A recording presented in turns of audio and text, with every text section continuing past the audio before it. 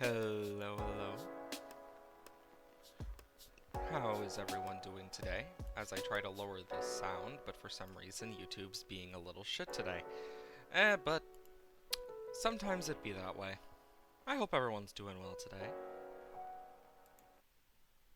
I know that I had to turn the Minecraft music off because it overlapped a bit and it took a bit to fix some stuff in the background. But, been doing a bit of stuff. I wasn't able to do much, off stream recently. I've been mainly working on figuring certain things out, getting things cleaned and ready um, to put like my PC together, and yeah, just trying to look for certain things like the frickin' grounders for my motherboard because I know I had them, but I don't know where they went. We'll find out. I just heard my dog go roar roar roar in the background. There she goes, barking again. My dog has been a bit of a little shit. Oh yeah, last time we put up some like ideas of things we want to get and want to set up. I remember that. Okay, it's almost daytime. Some stuff out there. But I hope everyone's doing well. I know last time we died a lot, and I mean a lot. I know we need to get a bunch of stuff set up. In terms of bookcases, where are we in terms of enchant? Level 20? We could work on something better for that. I know there's a mine shaft somewhere down there, so we could try and set up a cave spider spawner. Um, we set these three chests to dirt. Um, I flattened a huge area out there. I know that. Um, I also did a bit of condensing. We used a lot of iron, which we need to fix as an issue. I want to set up a better smelter, a better auto smelter than just this. I know that. Um, Seems the birch are the only trees I really have out. But yeah, we did a bit of work. I know that if we're to search like the actual world, we're gonna get more lag naturally because loading new chunks and yep, that's gonna. Oh, I thought that was gonna explode. I know there's gonna be a bit of lag as I load up the chunks again after. God, how long? It's been a week, I believe. I know that as I work on some of the things, I'm gonna have to transfer some world files. So I've dug up one of my old hard drive, not hard drive, flash drives, so that if need be, I can transfer all the world data for the stream and stuff, and for the creative test world, so that we actually have it, and then I can kind of do some stuff, because that will basically be when I get it done. And I don't know how long it's gonna take. It just depends on like few things I need, like I need some more thermal grease and stuff. I know my dad has some somewhere. He's been trying to find it because he's like, I know I have it somewhere. Don't go and buy it. And I'm like, okay. Um, but yeah, my dad's been kind of teaching me a bit about that as an IT guy. Um, and that's one of the nice things about building this PC is I've actually gotten to learn a bit of stuff about IT, etc. Even learn how to use the IT toolkits and stuff, and good replacements if you don't have certain things, etc.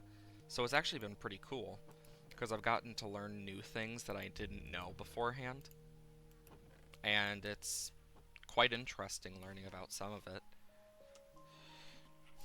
But yeah, I do hope everyone is having at least somewhat of a good day today.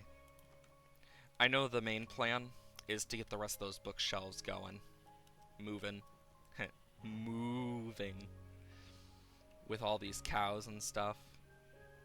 That'll hopefully become easier.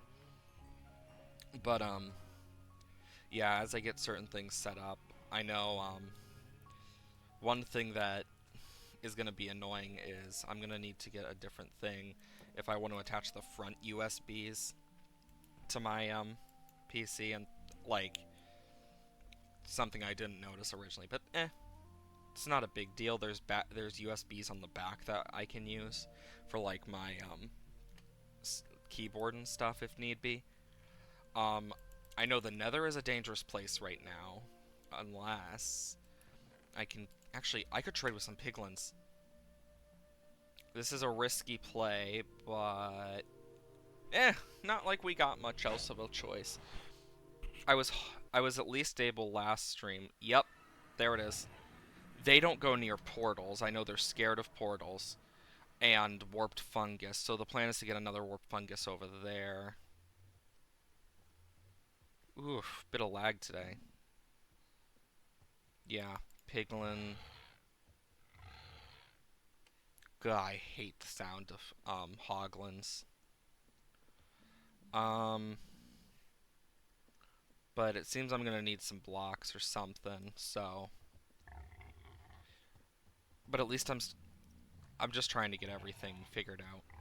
Yeah, you won't come near this portal. I know you won't. Not unless you're forced. Because I've seen one of the craziest torture methods for hoglins ever, where someone just infinitely has them transferring into a zoglin and put back into the nether and then just repeat, going through every dimension at the same time. And it is probably one of the most, like, what the fuck type of things. But I wholeheartedly understand why. Because they are annoying. Still really fucked up in a lot of ways, but I understand. Quite sure it's a universally hated mob at some point. It's just like few other mobs.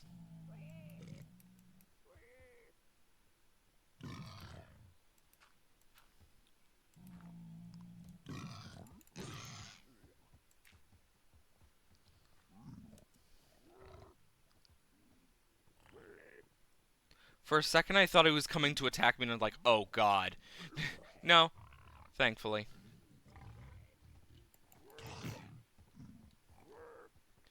I'm just gonna... Ooh!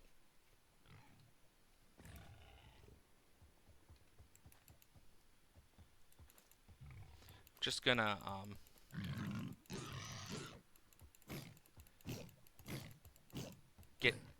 Get. God, I hate those things so much.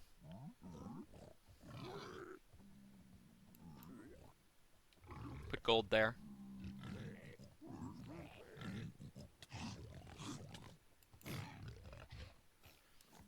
Nope. No one came over here? Make sure it's safe on... Good, I didn't do that beforehand. Okay, But yeah, that baby's gonna be more just of a nuisance. Let's just check under here. Okay, yeah.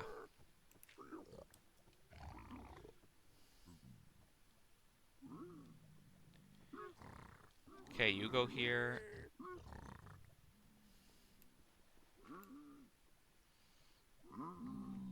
Okay. Oh, thanks for the follow, Dom. Welcome to this labyrinth. I hope you're doing well today. There, go all in there, you piglins. And you know what? Then I can just do this. Yes! Piglin trading! Ooh, ender pearls. Gonna need those. Main thing I need is the leather. Ooh, who's cutting onions? Nice. Well, it's not me. I'm allergic. Ooh, soul speed 3. That's actually really useful. Well, hello to you too, Dom. I hope you're doing well today. Blackstone, quartz, more crying obsidian. Is it a multiplayer server or... Nah, it's just single player. I've been mainly doing single player and slowly just taking my time because I'm not someone to go for speedrunning Minecraft specifically. Like, I used to speedrun games. I actually did. I have a speedrun account and stuff. Like, I had some good speedruns Dang it. Yeah, it's fine, but I used to do some speedrunning back in the day, but I don't anymore, and you fucking little shit!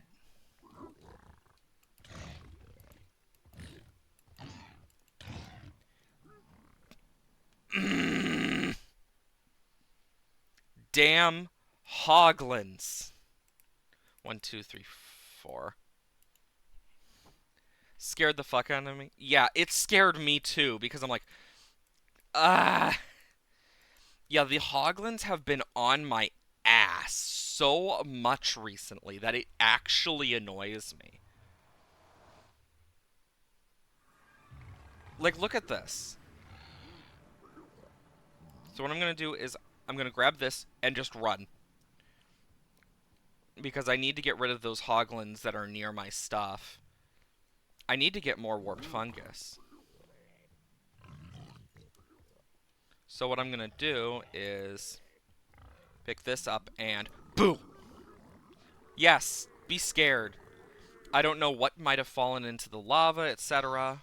Doesn't seem anything did, but I'm still annoyed by those things. Also, anyone wonder why they give water bottles? Because I think about that sometimes. Like, why do piglins give water bottles? Well, I got some soul speed boots. But, like, why water bottles? It's the nether. Water shouldn't be here. Like, that's one of the few things I actually think about a lot, is like, why the frick are there water bottles? And the only reason I'm trying to get leather is so I can get stuff. At least I'm getting some arrows out of it, too. Um, but yeah, like, last time I was trying to build that platform up there, and I just kept dying. Gas kept becoming an issue. Yeah, it's just been hellish. Hellish. In the nether? Couldn't be. Are they out of gold? Seems so. Good. Here, you can be free now. Ooh, fire resistance. I will take that. But, yeah, like, I am someone who is not always the best at this game, so it's nice when I get a win, but I am not. Yeah. If you want, we can play. I'll make a server. I've mainly been playing by myself. Really? Don't stand on the enchant table, my god. But I mainly play by myself right now. Um, I know that I want to eventually do multiplayer. It's more of a thing of just first starting with my friends before I even do more. I know I've thought about doing server stuff. It's mainly just waiting for friends, making sure they're all right with doing it. Why is there cobblestone in this chest? I might have misplaced it. But I've been kind of going back and forth doing things as need be. But yeah, I have mainly been sticking to myself for a multitude of reasons. It's more so that I just worry a little more about certain things. Because I know I am a very careful person, let's put it. Um, I'll put potions in here for now. Um, spectral arrows, I'll put in here. Blackstone, blackstone, blackstone. Where'd I put the obsidian? I know the obsidian's... Is it upstairs? Might be. No, that's just... Yep, there's obsidian. I'll put the blackstone up here as well. But yeah, I've been kind of doing stuff mainly by myself. Just because it's kind of how it started and I don't plan to change it yet. But maybe one day. Holy sh... How did it deal that much damage in 2 hits? I I have never seen it do that much damage, and it took my diamond sword. Great.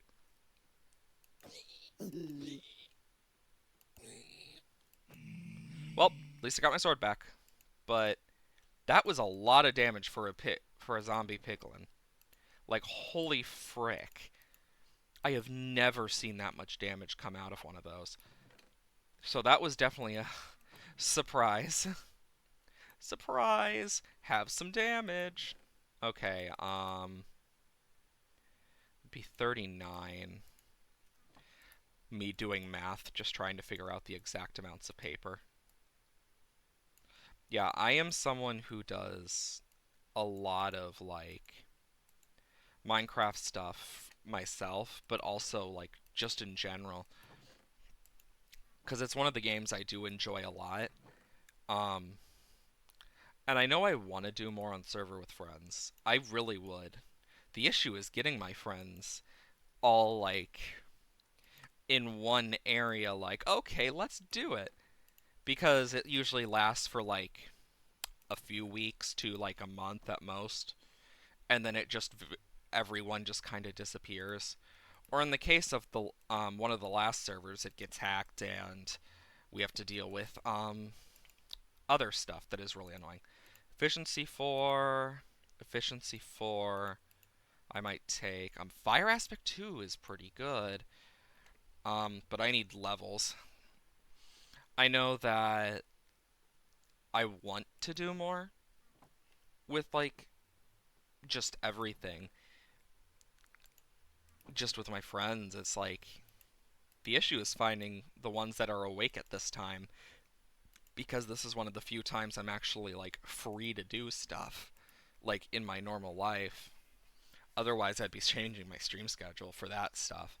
And like that would be something I'd kind of probably mention on like Discord or something with like I definitely want to do it though. Um the hope though is maybe we'll find something in the mine shafts today. Maybe. I know we still have a bunch of cave to still explore in all of the caves. So at least it's not like we don't have stuff we can maybe find. But yeah, I definitely have some things I want to hopefully find if possible. I know we need a new shield, but I'll make it eventually. I know other things I've been working on. I've did a little bit in that creative world that I've shown a few times on stream. Hey 21, welcome to the stream. Hope you're well today. Ooh, that was a lag spike and a half. Don't know why it's been doing that today. Maybe my computer's just like, no, not today. Jokes aside though, maybe it maybe it knows it's gonna get replaced. Just woke up and doing fine so far. Well, that's good. I do hope it keeps going fine for the rest of your day. Oh, slime chunk. That's really good. We know there's a slime chunk somewhere here. I'm gonna light this up so only slimes will spawn here, but holy creeper!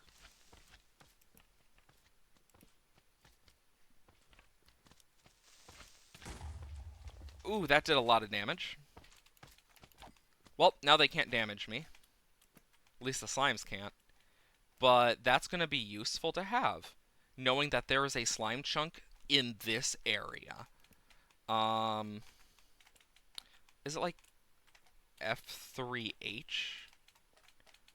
No, that is toolbars. I'm trying to remember what it exactly is. Um, is it Alt F4? Huh? No. It'd be funny if it was, because that would just be a little like dumb thing that they could totally do where you close it out if you want to ever just like see it. But I get why they didn't do it. Though my hope is to figure out the exact chunk it's in, and I'll do a bit of work with that. I'm definitely going to need to remember the old chunk stuff because I don't remember every single tooltip and stuff in the game. I remember a bunch of like the commands and stuff, but not like I can use /game mode in here because I don't have cheats turned on. But it's like that slime chunk's going to be really useful for us because then I can start working on things like flying machines and tunnel bores. And if we get tunnel bores, well, diamonds! They won't be an issue. I just have to press a note block and boop, choo, choo, choo, choo, choo, choo, choo. That's basically how it goes.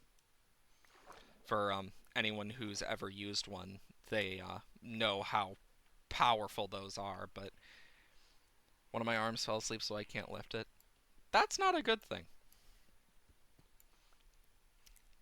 Um, I don't know how to wake up an arm without my method of just wake the fuck up, you damn arm, and just freaking whacking myself, which is not a way I would suggest. Ooh, big drop. Oh, fuck! That scared me a lot. Oh, my lord. But yeah, like, I am not one to turn to for that medical advice. I'm not one to turn to for any advice on how to deal with certain things at times, it feels like. Especially with my history. Hoo boy. Zombie? I think one of the coolest things. Oh my god! I don't know if those are from a. If those are naturally spawned, if they are a um zombie help spawn or what, but whatever they are, ow, they killed me. Slowly able to move it. Yeah, that's usually what I do is I just slowly get it into moving, but well, if I don't hit it first. Like if the hitting doesn't work, I just slowly move it. But I usually hit it first because that's my first reaction is fuck you doing, arm. I don't know why, but I just looked over at my phone where I have the chat and I just see the I'm really thriving in this cold insert real name of me. Like how are you faring? And I see someone else in the group chat. I mean, I'm faring all right. I'd hope he's faring all right. I mean, he's the one that wears shorts all the time. Which if that isn't the most truthful thing, like yeah, I'm all right. I wear shorts even now. I still am wearing. Oh dear God! Like I'm wearing shorts right now. Like it doesn't matter if I go outside or whatever. Like it doesn't matter if it's in the negatives. I wear shorts and short sleeves. Much to the dismay of my family. Woo, we're gonna be here a while. Because I'm gonna have to punch this zombie a lot, and I'm probably gonna break one of my armor pieces. Big rip.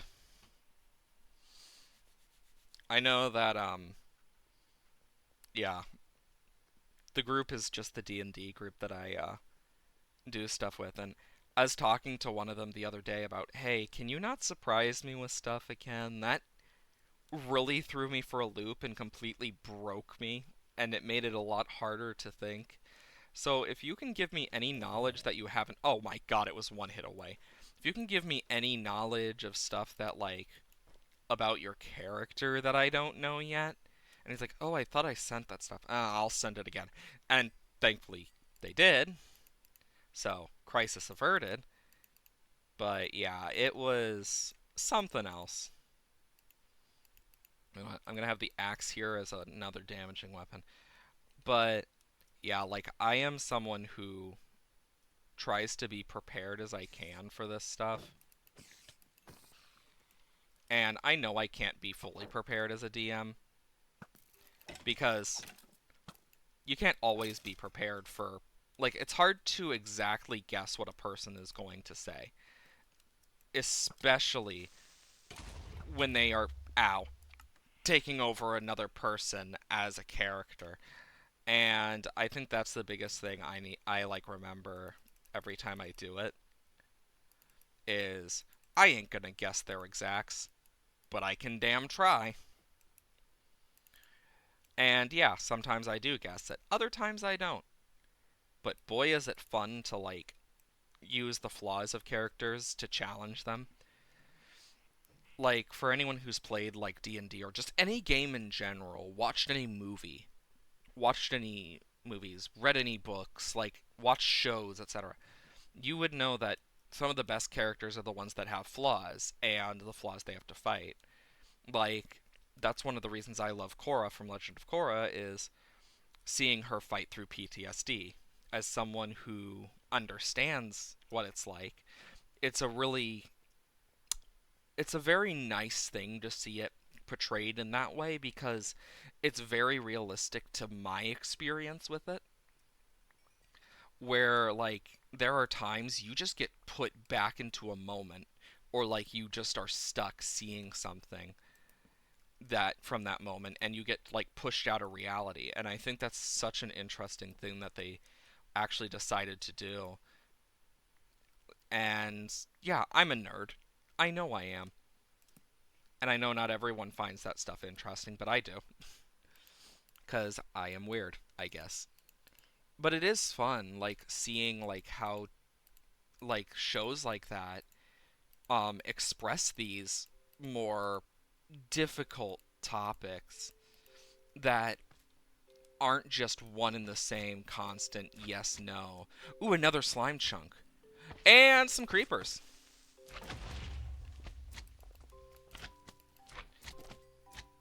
Okay. Such nice music for almost dying. Perfect. But, like, I love when shows do that. I love it so much because it brings to life a lot more of a realistic approach to how some people actually deal with it. Not everyone deals with the thing exactly the same either, especially depending on the situation, what the PTSD is from, etc. It could be reliving it, it could literally just be constant barrages of stuff. Like, there's so many different options. Hey, Ziggy. You just love calling me a bitch all the time. Like, I know that's our normal thing, but I'm just like, oh, cool. Like, I just think about it, and I just think to myself, eh. It's kind of at that point now. But, like, as I was saying, I love when stuff is portrayed in different ways that actually are realistic and, like, similar. Like, what's another show that did really good? Um, I like how Owl House did the grieving process with Luce over her father. Of yeah, there are times where you just want to distract yourself, and it will lead to these types of consequences. Like that's the type of thing that yeah, it's gonna happen. Doesn't mean it's happening for everyone. It's still cool. Getting absolutely manslaughtered. Minecraft plays 27 lowest plays. I mean, yeah, that sounds about right for some of those lo-fi, like some of the ASMR channel lo-fi stuff I've seen. I still remember lo-fi sounds to fall asleep to. Dr. Phil tries to break into your house. It was either lo-fi or ASMR. And I still find it so dumb. Open the door now. Like stuff like that. It's just like, why does it exist? It's so weird. Oh boy, here we go again. Oh, hi, zombie.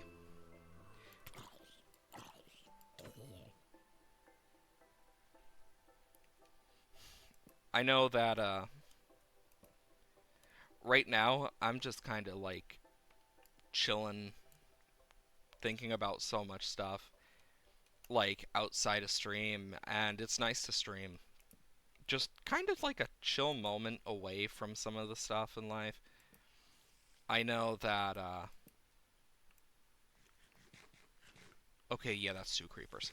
I know that, it's one of those things that I can just chill with and enjoy. I know not everyone enjoys streaming, but meh. I know one of the biggest things I worry about with streaming is, let's say I were to become popular, there's always going to be that, like, subsection of internet people that always will find a reason to try and hate someone, and it's like, I don't care about that. I don't want it. it's always been annoying to me. It's like, really? Because I know, like, I've seen enough with stuff. It's like, oh, one little thing and people will get on you. And then don't get me started on the toxicity of Twitter itself. Or, oh, excuse me, X. Like, really? Just makes it sound more like a porn site. Lo-fi is essentially one of the genres of music I produce. I mean, yeah, it's kind of crazy though, like thinking, I know a lot of people in different genres of like artistry, and I just think to myself, my art is nowhere near that in a lot of places because when it comes to singing music, I'm all right. Like I can sing and stuff. I can like make a very soothed voice. I can do theatrical stuff. I can go full into character, just belting out. But when it comes to writing music, I'm about it's kind of like taking a fish and expecting it to be able to do calculus. Like I understand nothing. I understand what a note is. I understand how they work. I don't understand how to put them together in a meaningful way naturally without already existing stuff. Like I can like completely change things if need be, but when it comes to actually writing from scratch, I suck. Like there's no ifs, ands, or buts about it. I suck at that part. I'm trash at writing music, but in the end of the day, writing lyrics, thinking of a poem, telling a story. I mean, for me, it's more of I could write like a beautiful poem, and then the music sounds like fucking like really happy joy, and it's about depression or something. Like that's what it would like. It'd be very happy go lucky, but it's actually about like a really depressing topic. Like that's the type of stuff that like I've never been good at in writing music. That's kind of why I'm not someone who writes music because one, I've never been the best at it. Plus, it's never really fully appealed to me in the same way, and I don't know why. Just never did. And I know that it's different for everyone, but I still like. Oh my fucking god!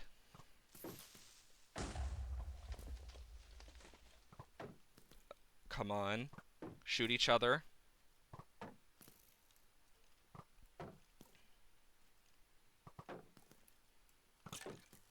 Come on, shoot it.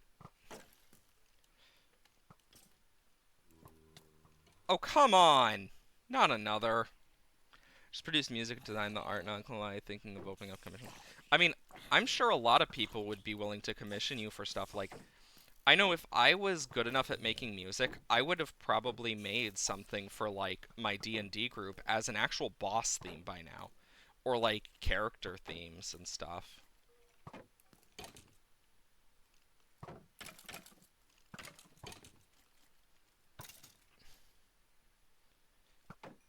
I know I'm not perfect. I don't expect anyone to be perfect, but it's one of those things of I'm not that good at it, but I would like I know there's people out there who would definitely like commission for that type of stuff. Like especially people like me who do D&D and want like music and tense battles, etc. It's like there are so many things that you could probably do with that. Oh yeah, I know about the diamonds over there. I'm gonna grab them. I just want this iron really bad because I am running out of iron at such a rate that I need it because I am almost out. But thankfully, I got stuff now. I know that personally, I'm not going to like go out of my way to try and learn music stuff like that because that's not the thing I'm interested in. The things I go out like if I were to do that, it would probably be like a spare time boredom thing. But I know for me, especially, I am someone who just doesn't fully care when it comes to it. because it's like I know I'm not the best, and I know I'm never going to be the best at what I do, but I still can accept that, like, yeah, people find me entertaining and enjoyable. And honestly, I prefer streaming. It's something I enjoy more, and yeah, it's the same thing with everyone. Everyone has something they enjoy more. Some people prefer to be in the boring office life. I don't. I am someone who cannot sit still for long. Like, even while streaming, there are times, like, I am shaking my legs so much. And it's weird because I'm not a very, like, outside person either. It's just, I have to always be doing this. Put my price about $5 or something. I mean, I would say sell yourself more, but that would also be very hypocritical of me as someone who does not have high commission prices. Like, honestly, I think it's one of those things where you should do it based off like the length of the song, or if like it was repeating and stuff, like depending how many like things, like it would have to depend on song length and if they want repeating sections or not, etc. Like if it's one of those songs where it's just do do do like back and forth type thing. Um, trying to think of the name of the song. Like for example, let's say it's a song kind of like Pokemon. It's freaking it's already been over a year and stuff. It's been a long time. Like let's say it's one that does not have, like let's say, oh my god, why did I just get such a lag spike? What the fuck? But let's say it's a song kind of like the loyal um the Ruinous Quartet, that's what it is. The Loyal 3 are a completely different theme that also has a remix version of it. Two remixes of it actually, in terms of the Possessed Trainers and Pecha which came out the 11th. But well, Pecha but I think one of the things is that's something that is long, like semi-long, but also meant to repeat. Like that's one of those things where I'd say it wouldn't cost as much because you can just copy paste usually, if I remember correctly. Because I used to like do music studio stuff when I actually did try at one point to make music, even if it's not my thing. But it's it's one of those things where you need to kind of like base it off if it's going to be a shorter song that repeats, that can like repeats and stuff and can be repeated, or if it's a longer song similar to like Stained Brutal Calamity from the Calamity mod by DM Dokuro, which is a 15-minute song that doesn't repeat at all. Like, yeah, number of songs, length, and complexity. Yeah, that's something that's very important because like some of them can be like very very easy and long at the same time and not complex, and it's like it's such a specific medium that it's like it's hard to fully gauge until you've like done it enough and actually figured out certain things, and that's not something I'm the best at. Fucking skeletons.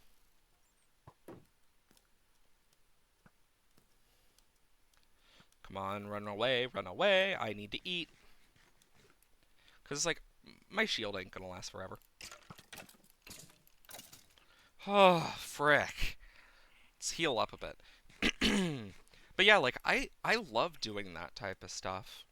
Like with art and D&D. And I know some people love that stuff. And the complexity is important. Like, that is one of the most important things. As someone who has done commissions and done my fair share of art, complexity is important. Like, you can set baselines.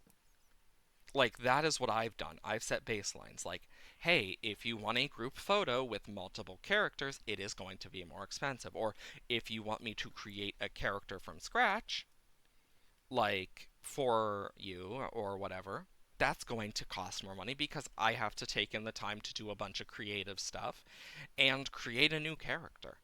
Like, I am someone who will do that because I enjoy creating characters. Like, and in all honesty, if I were ever to be told as a furry artist, Make it human. Joke's on you, I know how to do it.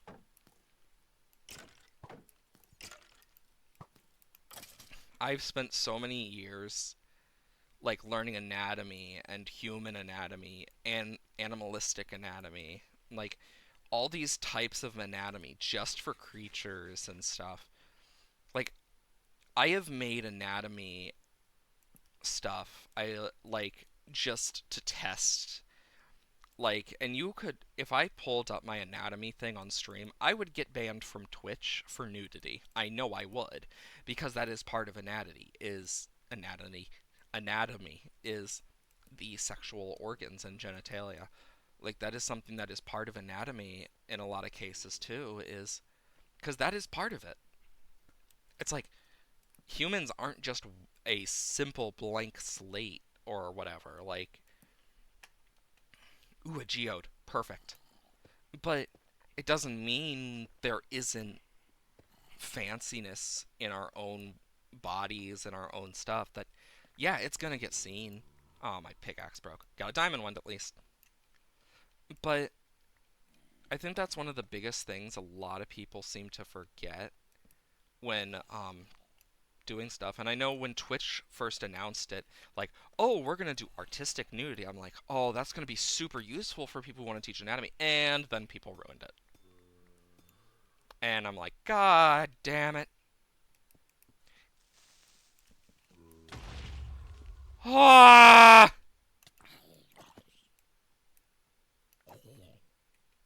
But like, I'm someone who is a big believer in teaching art.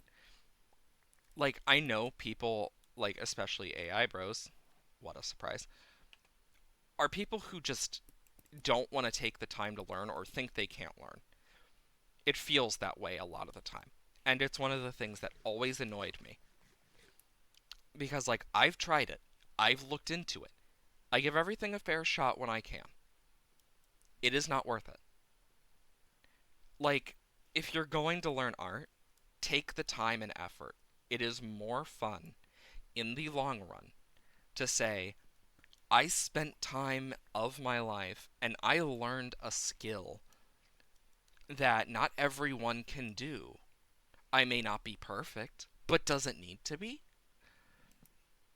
One thing that's important to remember about modern art and just art in general is you're seeing the finished project most of the time. People don't always see the creation process. That's why there are some famous artists whose whole art thing is temporary. It's all about creating these temporary moments of the creation of art. There's an artist who did a thing where the whole thing was the process, and he freaking made fireworks explode next to him and shit. There was some sort of firework from the looks of it, and it's so interesting because it's like it's very specific, but it's about the process, and that's one of the more important things to remember is the final project. God damn it, the final product is not the full process. And it is important to remember that in art specifically. Because the process is a very time consuming and difficult thing. And I hate it with a passion when people like are like, why can't we make as beautiful sculptures as we used to? It's because back then artists were paid what is worth hundreds of thousands. They were given shelter, food, etc., to make those types of statues and giant paintings. A lot of them took years to make. Months, years of blood, sweat, and tears, and just pushing themselves, trying to make it better. And yeah, that's the sad part. That's not something that's possible nowadays because a lot of people aren't willing to pay that much or put that much time in because they don't they can't survive that way. because of how our system is. And yeah, it makes sense we're not seeing it as much. Doesn't mean it's a bad thing? No. Doesn't mean it's a good thing either. It's more gray in that area. It's one of those things where it's very specific, and I don't remember, and I'm now lost, by the way. But it's a very specific situation where, yeah, it's gonna suck, and artists don't have anywhere near the power or ability to do the stuff they used to. But it doesn't mean they aren't any less or any more. They're still a powerful aspect of human just expression, ingenuity. I don't remember where the fuck I went. I just know I didn't come out of here, if I remember correctly. And that's one of the biggest things, is expression. The amount of time and effort and emotion and drive that is put into some art pieces is beyond what even some could believe.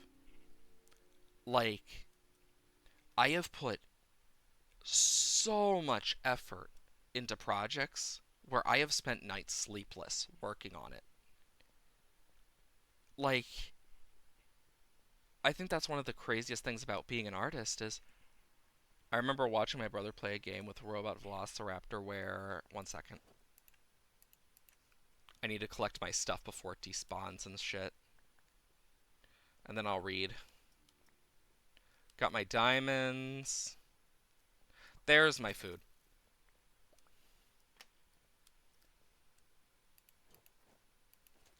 Sword, axe. But like, I think it's an important thing to remember.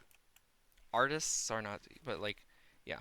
Runs game freezes whole 7 minutes. Jesus Christ. Like, that's a long time. Okay.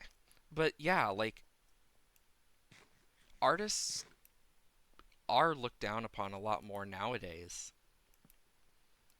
That's been seen a lot, especially in the animation industry. And then don't get me started on the amount of people who I've seen who in like higher positions say, "Oh, animation is for kids." No, the fuck it is not. That's always been one of the dumbest things to me, but also one of the funniest because like, have you seen animation? Like at all? Like, do you watch animated stuff? Because I can tell you that Barracuda scene, fucking in Finding Nemo, fucking scarred me as a kid. My parents skipped it, and I just one day saw it in class, and it scarred me because like I had never seen it when Nemo's mom died and stuff. And it is one of the most fucked up things sometimes in animation and just stuff in general is yeah, it's adult. There is adult stuff in animation, in just that stuff, and it gets horribly dark. Like, I mean, literally, you can look at some of it. Like, not just past animated not just movies, but shows. Like, I can guarantee you, no one would say things like, just in general, there are children's shows that have very adult themes in them at times. SpongeBob had some at moments, like, if anyone's watched it. But, like, some shows, like Avatar The Last Airbender, for example, it was a kid's show that talked about the effects of war and genocide within the first 3 episodes and made it understandable for kids. And how freaking Ozai was abusive as hell to Zuko and even Azula. And you just think to yourself, That's not a topic you normally teach kids, but they did it in just the right way. But there's so many more adult themes that even kids don't pick up on. Like, you look at it and you realize Ursa was probably abused by Ozai as well. As a kid, you probably never understood that, but as an adult, you look at it and you have a wider view of the just sad reality of some stuff, and you just feel bad knowing that she didn't really have much of a choice. And I think that's one of the most interesting things, too, is there are shows like Avatar, like, hell, even the Owl House did it. Amphibia did it. Like, there are so many. Like, I can't even name all of them. From nowadays, from ages past, from so many different moments in history that have had adult themes pushed in a little areas or describe things in a way kids can understand. But no matter what, it can still be enjoyed by adults. And I think that's one of the most amazing things about animation. It is something that is very not just for one group of people, and it is not something you're just gonna go, oh yeah, that's just fine type thing too. No, it's more than that. And yeah, not everyone's into animation. I don't expect anyone to always be into something. Doesn't mean it's not beautiful in its own regards, that it doesn't have its own merits. And I think it's sad that some people leave it under when it really should be a lot more liked for just the ingenuity some of these animators do. Like, it's insane. I don't know if you've seen some of it either, too. Like, there's some shows that I haven't seen that I've wanted to see. There's some shows that I've also seen too, like She-Ra Princess of Power. Holy fuck, that show. Pretty good show. I would recommend. But there's a lot of shows like that that just you wouldn't expect much from a show called She-Ra the Princess of Power. Oh, it's probably a girly show. No, it's more than that, and it's actually really cool because you can see a lot of that stuff too. And I think the thing that makes it the most interesting to me is a lot of people look at like shows like Legend of Korra and stuff and look at a lot of their flaws because the original was better or blah blah blah. When in reality all these shows aren't meant to be the original as well. Or all these shows are completely different or insert other medium or thing. But in all reality, they're all cartoons that appeal to different audiences. No matter your age group, no matter who you are, there will always be something that will appeal to you as a person in this world. There was always something. And you may not notice it today. You may not notice it tomorrow. Hell, it may be years in the future. But there's always something. It doesn't matter who you are or what you are. There's always going to be that animation. There's always going to be that animated series, animated show, animated just anything that will speak to you in ways you never thought. Hell, I think one of the most interesting things is, well, yeah, animation is different nowadays. There's some old shows that still are hilarious today. Just in terms of some of the absurdity of some of the stuff. Like, I don't know if anyone here's seen Mr. Ed, the talking horse. That show is freaking hilarious at times. Just, there was a time Mr. Ed, the horse, freaking hit a baseball and just with a bat in its mouth and stuff like the full thing, and then just scored a full-on home run, and it was fucking hilarious. Like, it's just the absurdity of it that made it so much better. And I love it. Absurdity is so funny at times. And I think that's such an important thing to think about is sometimes absurdity is fun. And sometimes it's worth it to do absurd things like that because it can create some of the funniest shit you'd ever see.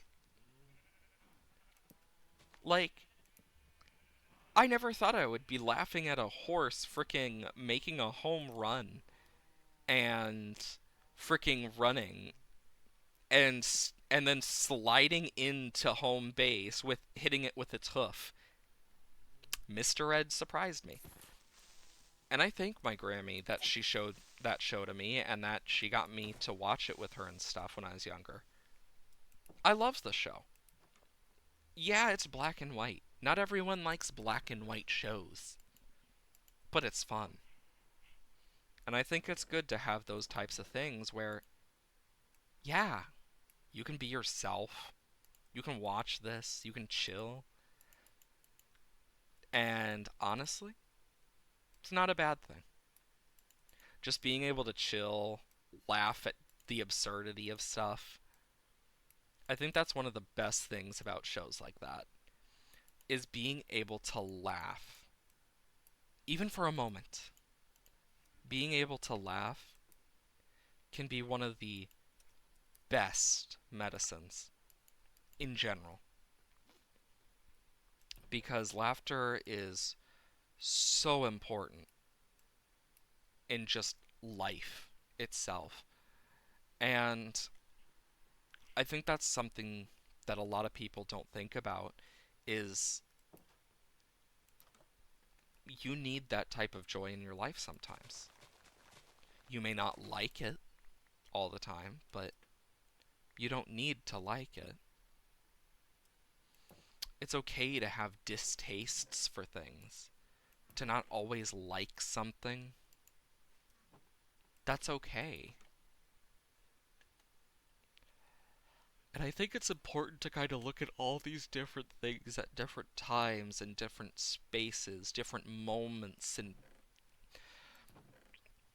just think and look. Not just animated stuff. Sometimes you just need to think and look and just ask yourself the big questions of, do I like this? Is it funny to me? Because if so, you should take the time to enjoy it. If you enjoy something, you should take the time to watch it, or just to do it in some cases.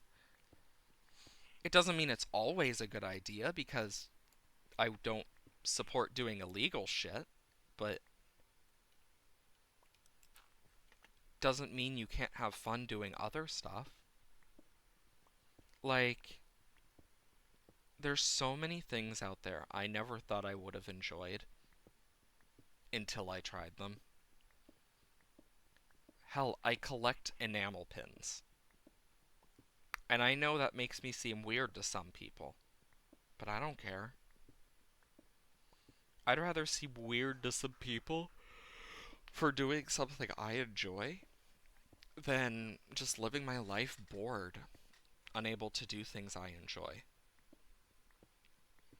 And I think that was one of the biggest hurdles for me, especially growing up, was learning to just let go of it and just enjoy myself. And I may not always enjoy myself at times, but I think that's a very important thing. Learning to enjoy yourself with life, have that balance, but also recognizing when you need to stop. Because your own health matters so much more than you may even realize at times. And yeah, I know not everyone likes hearing my different things about stuff and like my own life experiences, but some people do. And honestly, I don't care if I'm seen as this wise person or not, because I don't think I am, but I know some people see me as that. No matter what, as I grow up, as I get older, because, like, I'm always growing. Everyone is always growing. And I think that's an important thing to remember. People can change and grow, and they always are. But to make significant change, you need to want that change, and not everyone will want that. And I think that's an important thing is remembering when it's good to change. Don't change yourself for someone unless it is actively harmful to the people around you. It's important to remember to be yourself. I know I'm no magical person. I've made mistakes like that in the past, where I have tried to change myself for someone else. And honestly, you shouldn't do it. I know that not everyone is the same, but that is always something to remember. I know it is Martin Luther King Day, and that's an important historical figure. It's a very important moment in history, especially in America's, specifically in the US. It's like we know the history behind it. We know the reason he's dead is because the government. That was proven a long time ago, and was even announced by the government that, yeah, they did it. Like, that was a long time ago now, but it's like, in the grand scheme of things, if he was still alive to this day, he would be around the age of, like, God. I'm trying to remember the exact age he was when he died. I'd have to look it up to make sure I get it exactly right, but if I remember correctly, he'd be around the age of some of the people who could have solved, like, not solved, survived the Holocaust, who were children. And I think that's an interesting thing, like, looking at it, like that's if I remember correctly, and don't quote me on it unless I look it up and make sure, or unless you want to look it up. But you look at some of that stuff. Like, I'm just using it as an example for this. Time is a funny thing. Events that seem so far away from each other are a lot closer than we realize. Like, when Christopher Columbus came to um, the more northern to southern Americas, when he came to the Americas for the first time, he was not a good person. He really wasn't. And that happened a lot with the colonization of the Americas. And I think it's one of the most horrifying yet interesting things to learn about that stuff. Like, the amount of people that he did stuff with, killed, the plagues they brought. Hell, I still remember the whole Jamestown fiasco because I got to learn about a more in-depth version in high school because my teacher was someone who always found that stuff interesting, and that was a big part of our study for one of our American history chapters. And I think the most interesting thing to think about is this: don't make the mistake Jamestown did, and don't send a fucking just don't freaking do some of the dumb stuff they did. Like, oh my god. They resorted to cannibalism because they didn't listen to the natives. They then there was so much stuff with like a severed hand in a basket and a bunch of other shit. Like, it is to an extent where you look at it and you're just like, these guys were imbeciles. Like, holy fuck. History can get really messed up on what they teach it. Yeah, like when you learn the real history behind some of this stuff, it's fucked up. Like the history of why Hawaii is part of the US. I have talked to so many Americans who have no fucking clue about it on why Hawaii is part of the US and how it became part of the US. The Navy went to Hawaii. Here's kind of a basic summary. The Navy went to Hawaii. They talked to the queen of the tribe, and they basically said, look, you're going to give us this land, we're going to grow stuff on it, and you will be protected. If you don't, we will kill all of your subjects. We will basically pillage and murder all your subjects and you right here. So take the deal. That's basically what happened in the summary. But like they had the Navy go there basically. Like historically, the Navy went there, threatened the queen. Thanks for the raid, Lord Rui. Welcome to the stream. We're talking about history and the history of Hawaii right now because that kind of got brought up. Thanks for the raid though. I hope you enjoy the stream and have a wonderful day. How was your stream though? I hope it was all right. But yeah, as I was kind of mentioning, Hawaii has a really fucked up history. Like you get these moments where like, yeah, the Navy base it went well. What were you streaming by the way? I'm just curious. I know Hawaii, yeah, the Navy basically went there and said and basically just threatened the queen and her subjects that if they didn't give it to them for business stuff, they were going to all be wiped out. Which is really screwed up, but that's just history. You were playing all the mods 9? Nice. I want to play all the mods, and I've thought about doing it. I just haven't had the chance.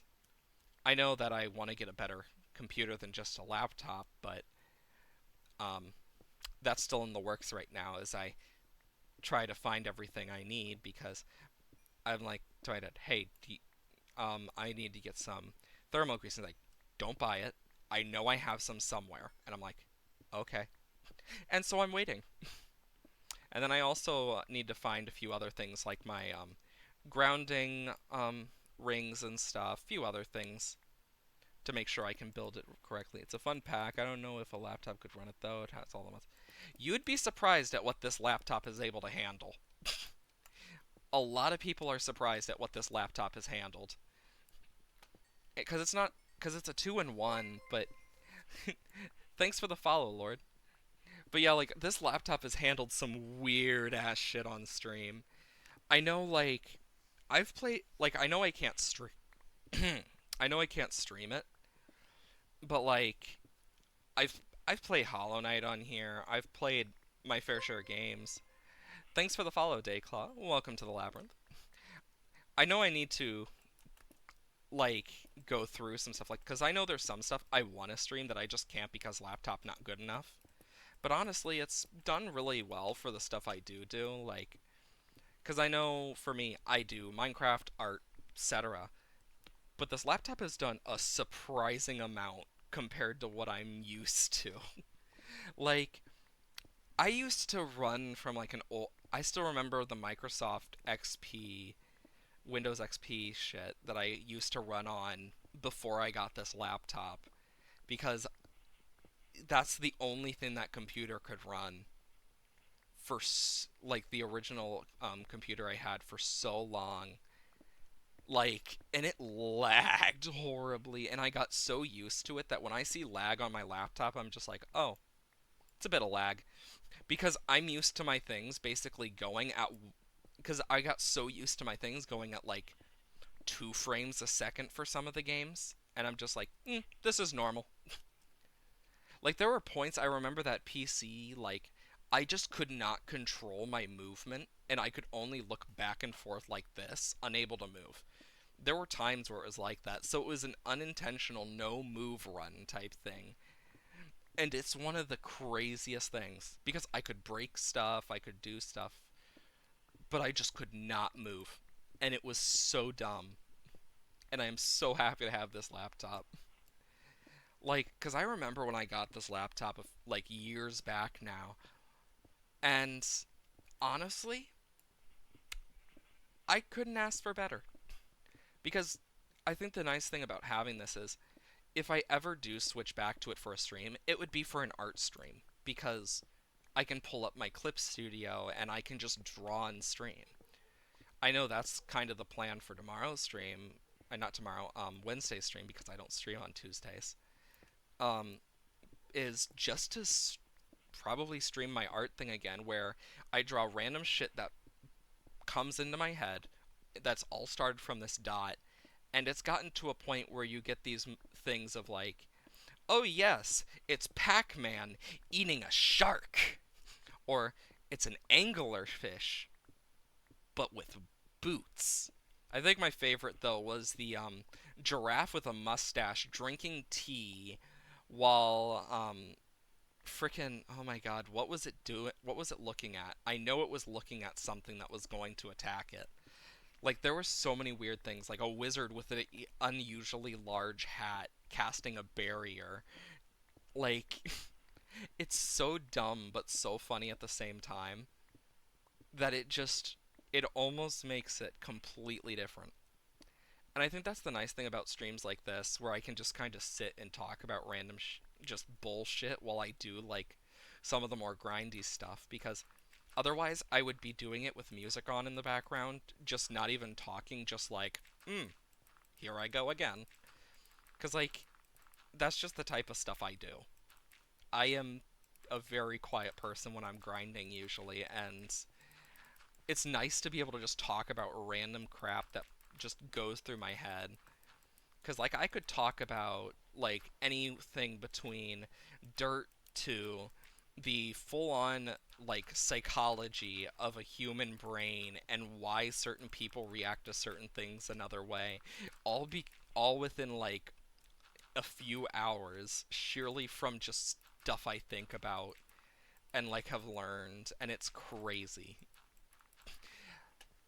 Which it's crazy to think that it's like January 15th. It's Martin Luther King Day. It's already the 15th of the year, and it's been such a weird set of circumstances where like if 2024 was trying to make up for the early 2020s, it somehow hasn't been anywhere near as bad yet compared to the first like 15 days of like 2022 and 2023.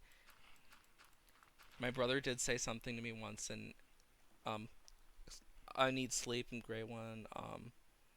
I'll make sure to reappear when I get the chance, but for now I'm going to go. Well, I hope you have a great sleep. Everyone needs sleep, of course. My brother did say something to me once. Now I did get me curious about it. Now I'm curious. I know, like, everyone has their own, like, reactions to things. But I think one of the craziest things to me, as someone who knows, like, quite a bit about psychology and stuff through my own years of study in college and stuff, like, I ain't someone with a PhD. I still do, like, college stuff. Because I ain't the best at college all the time. And the only reason, like, I get great marks when I can get it. And then the test comes up, and I suck because I collapse. It's weird. When it comes to a verbal test, I'm great. I can just go bang, bang, bong. And then you get to the written, and I'm just, oof. It's why we pledge the flag. Oh yeah, the whole Pledge Allegiance to the flag thing is so just like, it's very third world-esque in terms of like historical stuff, because it's like, it's such a dumb thing.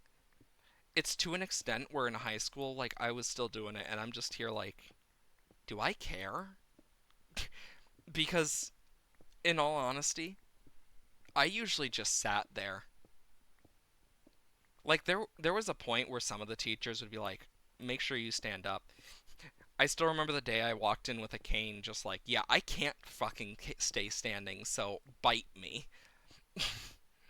Because So I don't know if any of you know what the yips is, but basic summary is it usually happens to sports and athletic people, but it can happen to anyone, where they don't know the full cause. It's believed to be something that is caused by mental health or something else, though they don't know for sure.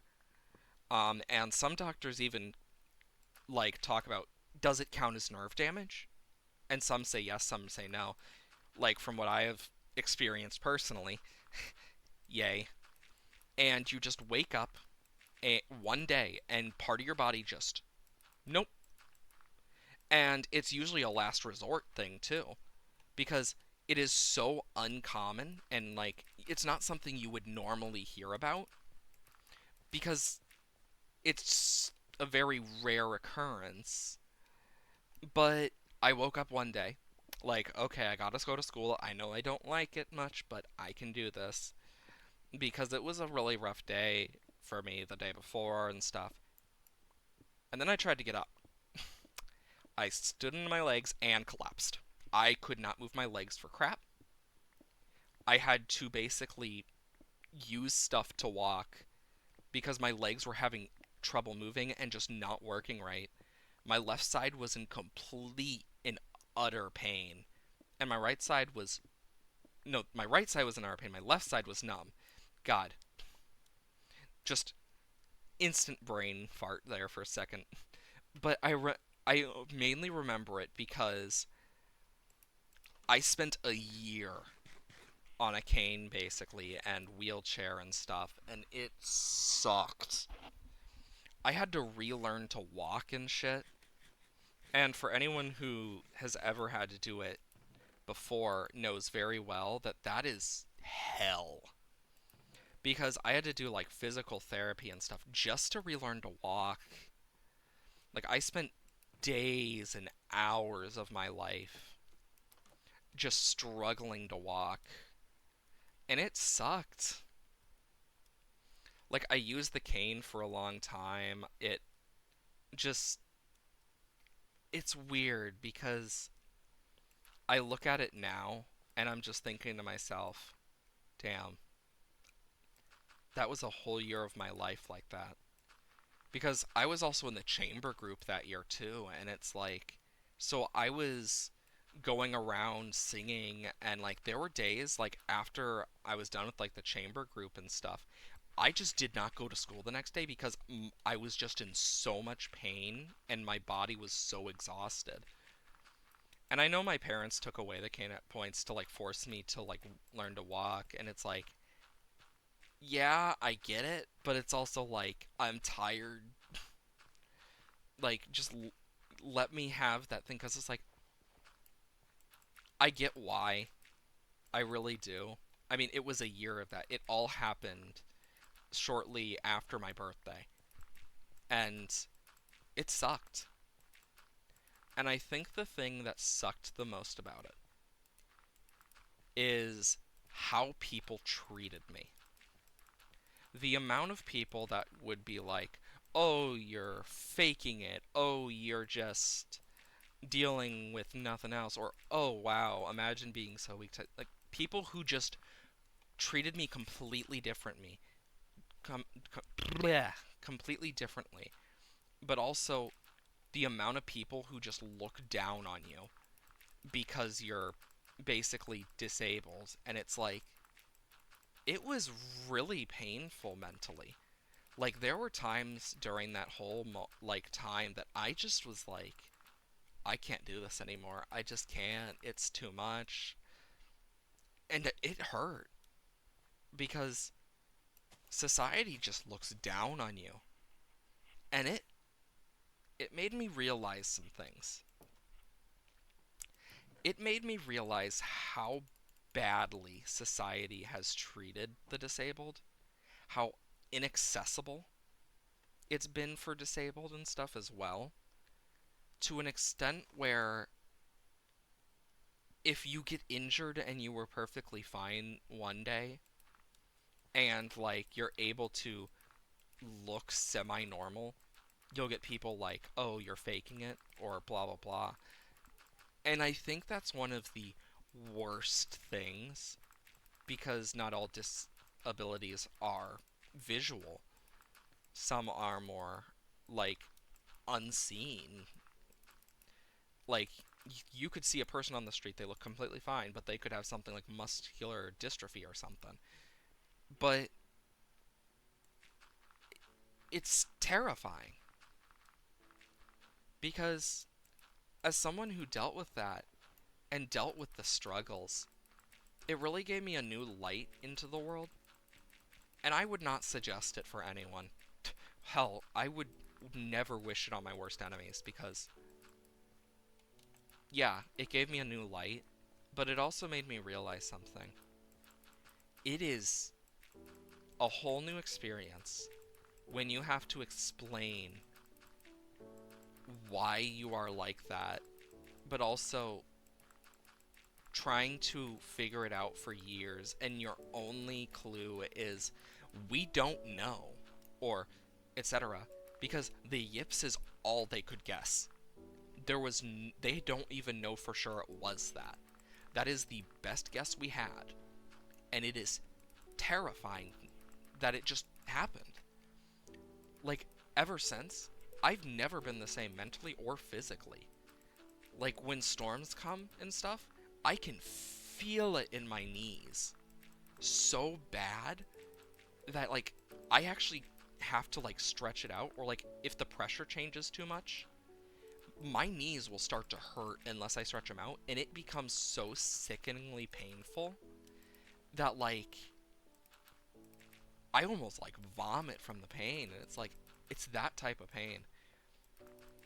And it's weird because I look at it now and I just think to myself, what happened to cause it? I don't know. But whatever caused it, the fact that some doctors still think it's possible to come back is the most terrifying thought, because if it does come back, that's relearning to walk again, and it was painful. The amount of just time and effort, and it's like, no one should have to go through that. No one should. It was horrible. And I think that's one of the biggest things for me is I really would not wish it on others. And I pray it doesn't happen again. But if I can take away some good from it, it's that I learned a new perspective on life that I never would have experienced beforehand. And I think that's a very important thing to kind of look at, especially nowadays. As someone who may have never experienced that beforehand, it it's kind of like a wake-up call in a way to, like, yeah, this is another issue that people have. And it got me to really understand more people around me. So, well, yeah, I can take some good from it and be like, okay, I learned something new, etc.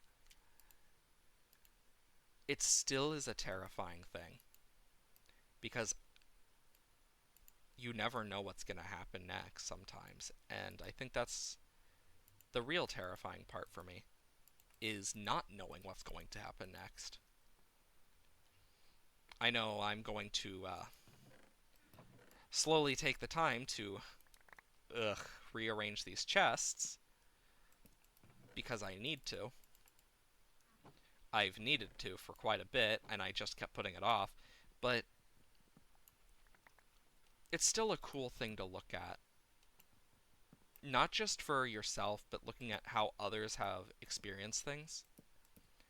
I think that can be one of the coolest things sometimes, because I have learned so much about people that I never thought I would. Like, I've learned so many things, and I know that I will always keep learning. And I think that's a good way to kind of look at life, especially nowadays, is no matter what, you're always going to learn. but it's really cool. Speaking of where people would say, "Oh, you're faking it," I did have a blackout and had to be in the hospital, I believe, for a day. And most school thought I fake blacked out, and people who actually knew that it wasn't fake were adults, friends, family, of course, doctors. Yeah, and I think that's one of the most terrifying things. When people act like you meant for it to happen, like, "Oh, you just wanted it to happen." It's like, are you are you dumb? That's how it feels. It's like, are you dumb? Because it's like, I wish it was a fake. Sometimes, like, there are times where I say to myself, can it just be fake? Pretty please? Like, please? Because I'd rather it fake than real sometimes. That's for sure. Because I know I'm someone who has dealt with my fair share of stuff. I know not everyone is going to deal with the same stuff.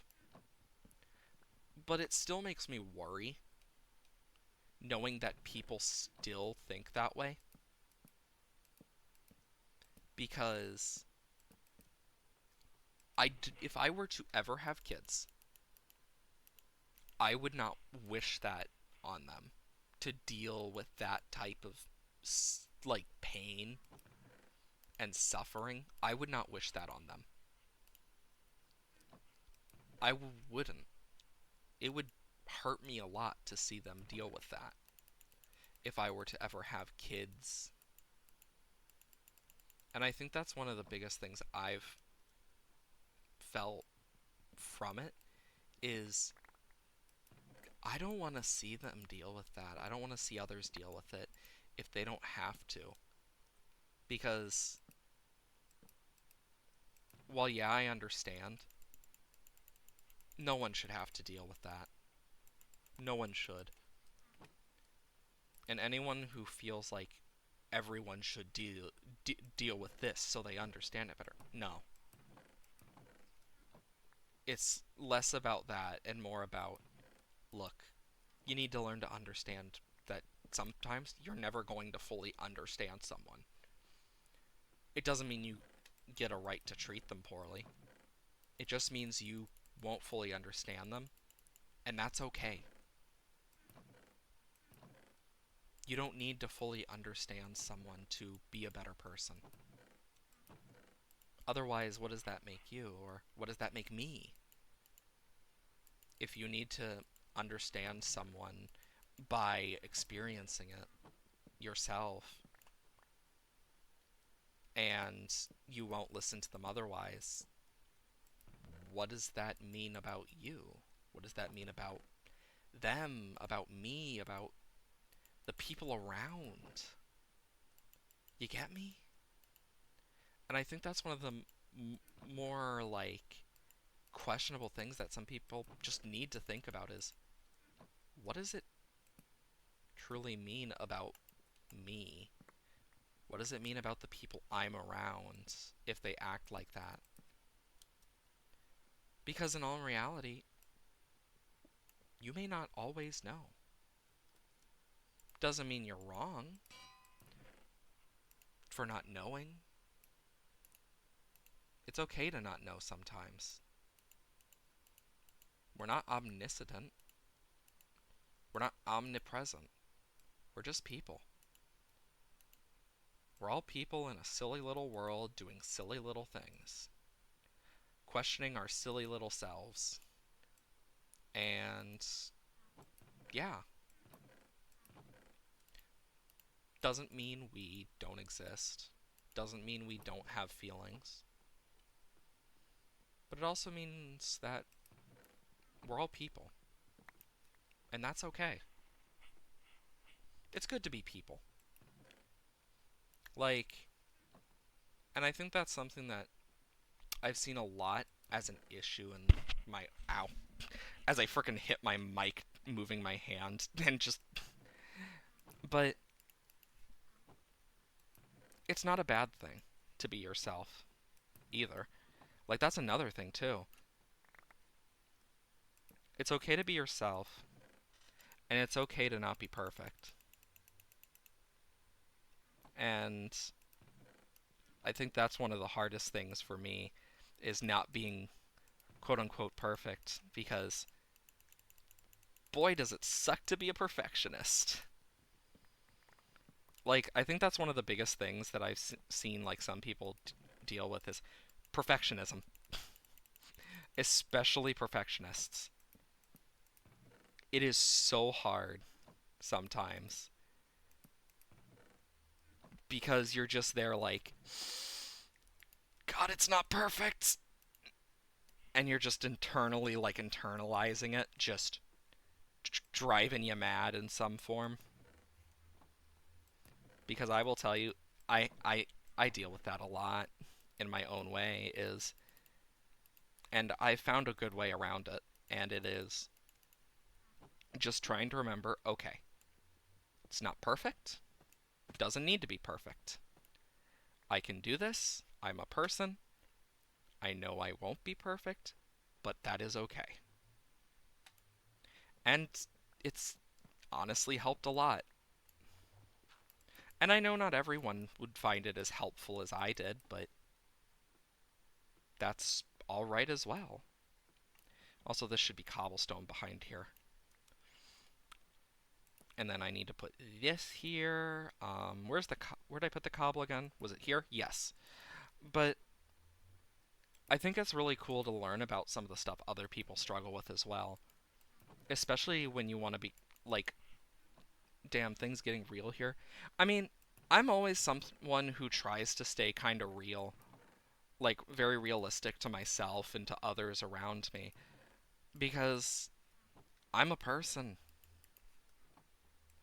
I am not going to just be like, "Oh yes, I random thing here on internet. I funny man. Ha ha he he." Like that's just not me. I'm someone who's going to be real about stuff because that's just how I am as a person. Soul sand, soul soil. And I know not everyone's into that type of thing, but like I'm someone who does talk about some of the more realistic topics at times because I find it interesting. I'm someone who loves psychology and loves the interactions that some people will have. Like, I've always. Sorry about that. I had to. I don't know if I fully muted myself in time or not to sneeze, but I think that's one of the biggest things for me, especially, is I'm okay with not being perfect anymore. Like, and I think that's one of the hardest things to admit to myself is I'm okay with not being perfect. I know not everyone wants to admit it to themselves, and that's okay. But alls I know is I'm happy where I'm at, and I'm glad that people find me interesting enough to watch me sometimes. I know not everyone wants to watch me. Not everyone wants to hear my little quips or hear about things I think, but that's okay. I honestly enjoy it a lot, just chilling with people, especially on stream. It's so fun to just chill, to think about random crap that just goes through my head and just speak plain because that's just who I am. I'm someone who will just outright say, "Yeah, I good for you." Like to some of the most random shit because that's just the type of person I am. Signs and posts. And then up here will be decor. I should make more signs. I'm gonna make them birch. And boop. But like, I'm someone who enjoys the stuff so much. And I know not everyone does, so. Decor. Like, I'm someone who will sort my heart out at times too. Blackstone. But I never said that I. So this will just mainly be seeds. Um, so seeds. saplings, lings. Poisonous potatoes don't go in there, so that will be. Um, Up here will just be stuff like kelp should go in here because it technically can be placed like that. Plants, food, stuff, um, basalt, calcite, and then tuff. So tuff, calcite, smooth, basalt. This is just me over here sorting. Okay, so cobbled, deep, slate. You know what? I'm gonna move the cobbled deep slate. I got a better idea for it. Like, I think for here instead, I'm gonna make posts. So fence, wall, doors. So that's gonna be what that is. Yeah, I need a bit more wood real quick. And then I'm gonna make some more chests. And like this is just me trying to make a nice area that's all nice and sorted and fancy and shit. When in all reality, I just want it to look nice. And then I can move this over to here, and hear me out. I'm gonna take this as well, put the deep slate in here and the cobble in here, because these are gonna be things that I'm gonna use a lot of or need a lot of. So if I put them in chest sets that I can put more in, like even if it's gonna be something that's gonna probably have a lot. So deep cobble,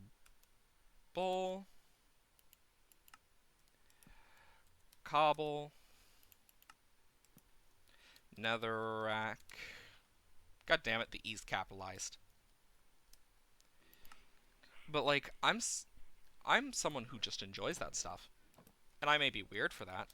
Stone. You know what? Walls, fence, door. So then they're all next to each other.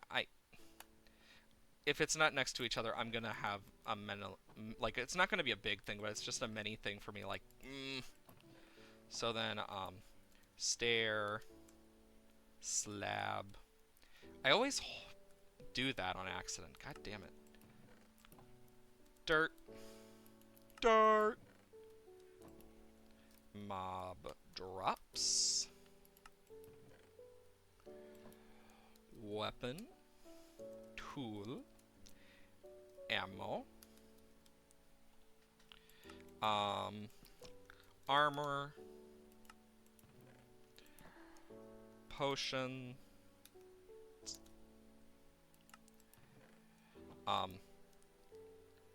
miscellaneous, transport,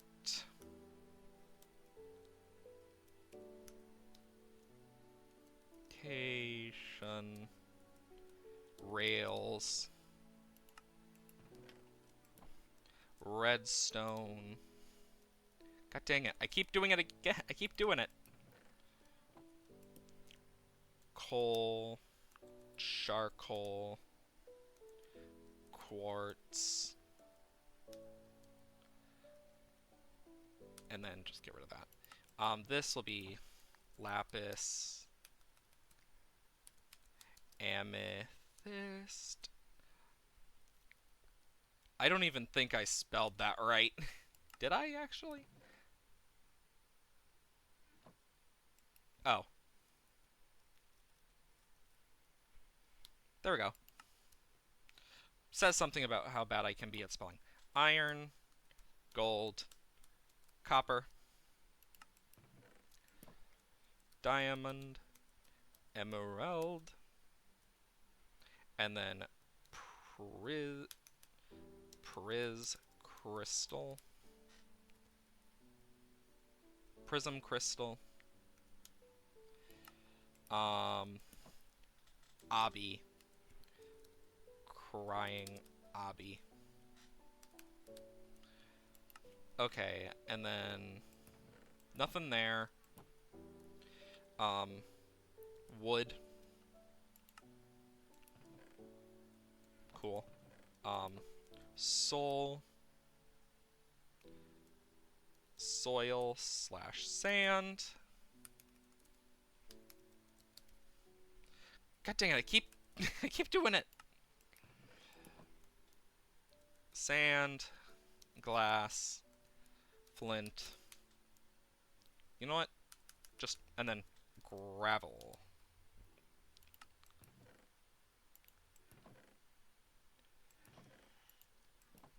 Clay, flint. Keep doing this. I don't know if I'm the only one who keeps doing it. Okay, and then diorite, andesite, granite. And then I can put this into decor. Yay, everything's all nice and sorted and fancy. I'm so happy. And then I will just make some extra chests, and you'll see why. I think what I'm gonna do is indent it into this wall. Oh yeah, I can't. The stairs. Unless I were to it'd go here, here, and I will put this into core. God, I know it's gonna take a little time for me to get used to everything, but that's all right. That's all right. Do I have any deep slate tiles? No, I do not. I will make one, two. I need to figure out what I'm gonna do for the freaking some of the exacts. Tile. Nah, that's all right.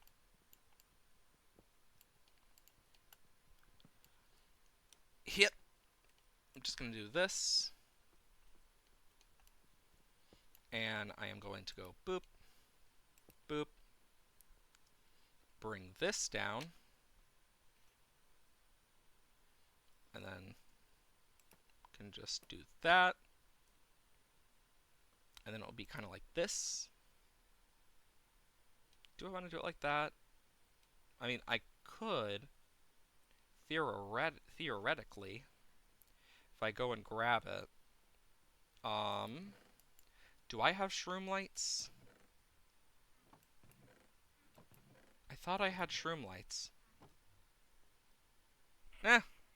I'll find them. I can easily just get them from the nether.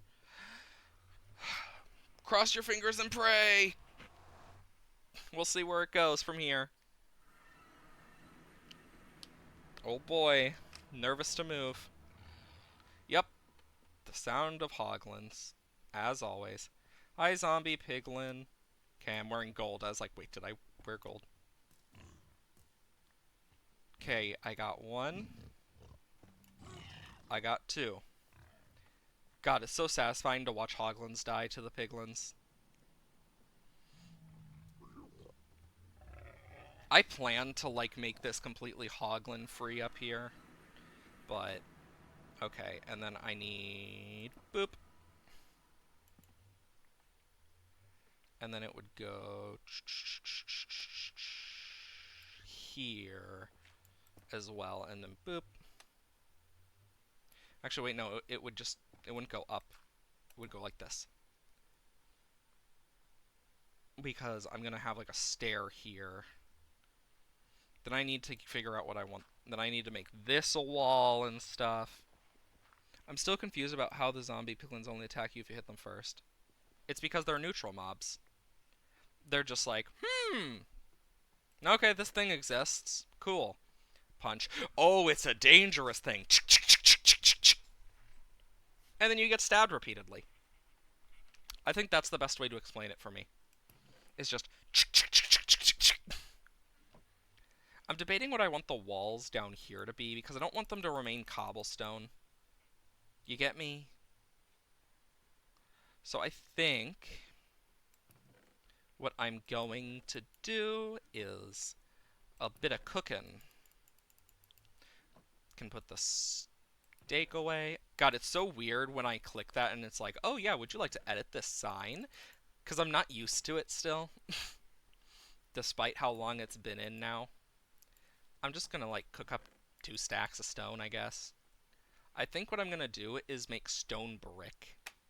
Like I'll keep the stairs cobblestone for now, but I think I might make them stone brick personally. And you'll kind of see why soon. But cuz I'm going to need to go like do do.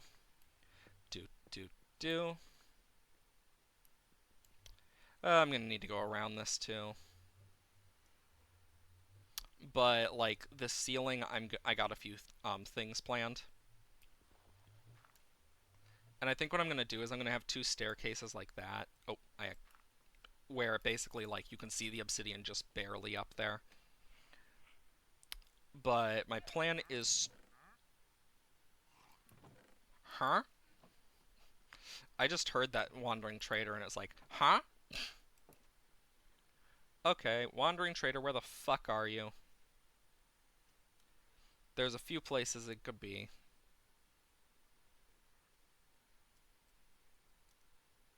Um, what's the chances he's in my on my roof or something?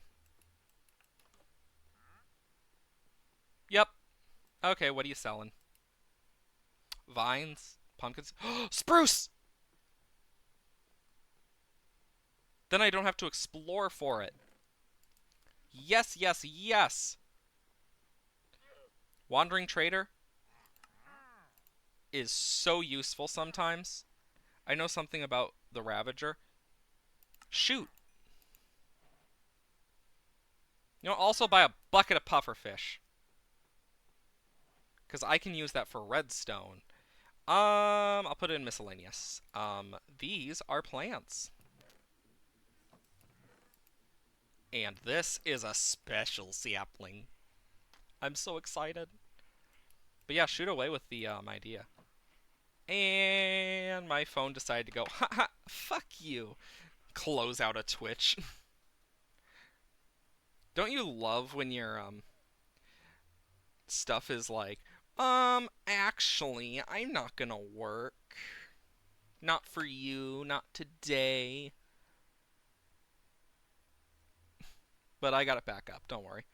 Just need to take a sec. Um, get the chat up and running again. There we go.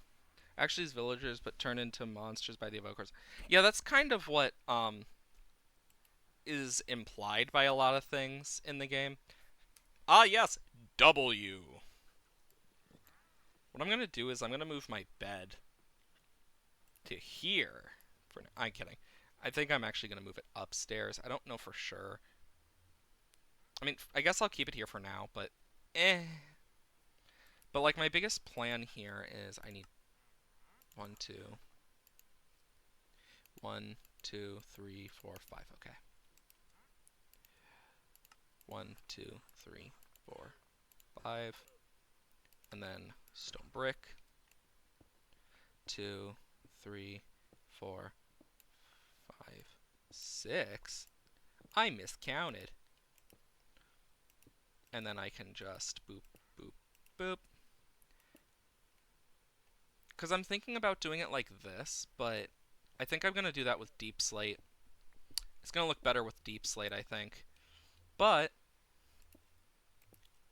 there we go. And then I want to try this. Yeah, I think I'm going to do that for the ceiling. And then I need deep slate. Yeah, I am like going into this hard just so I can get it right. Because if I'm gonna get it right, I'm gonna do it the first time, preferably.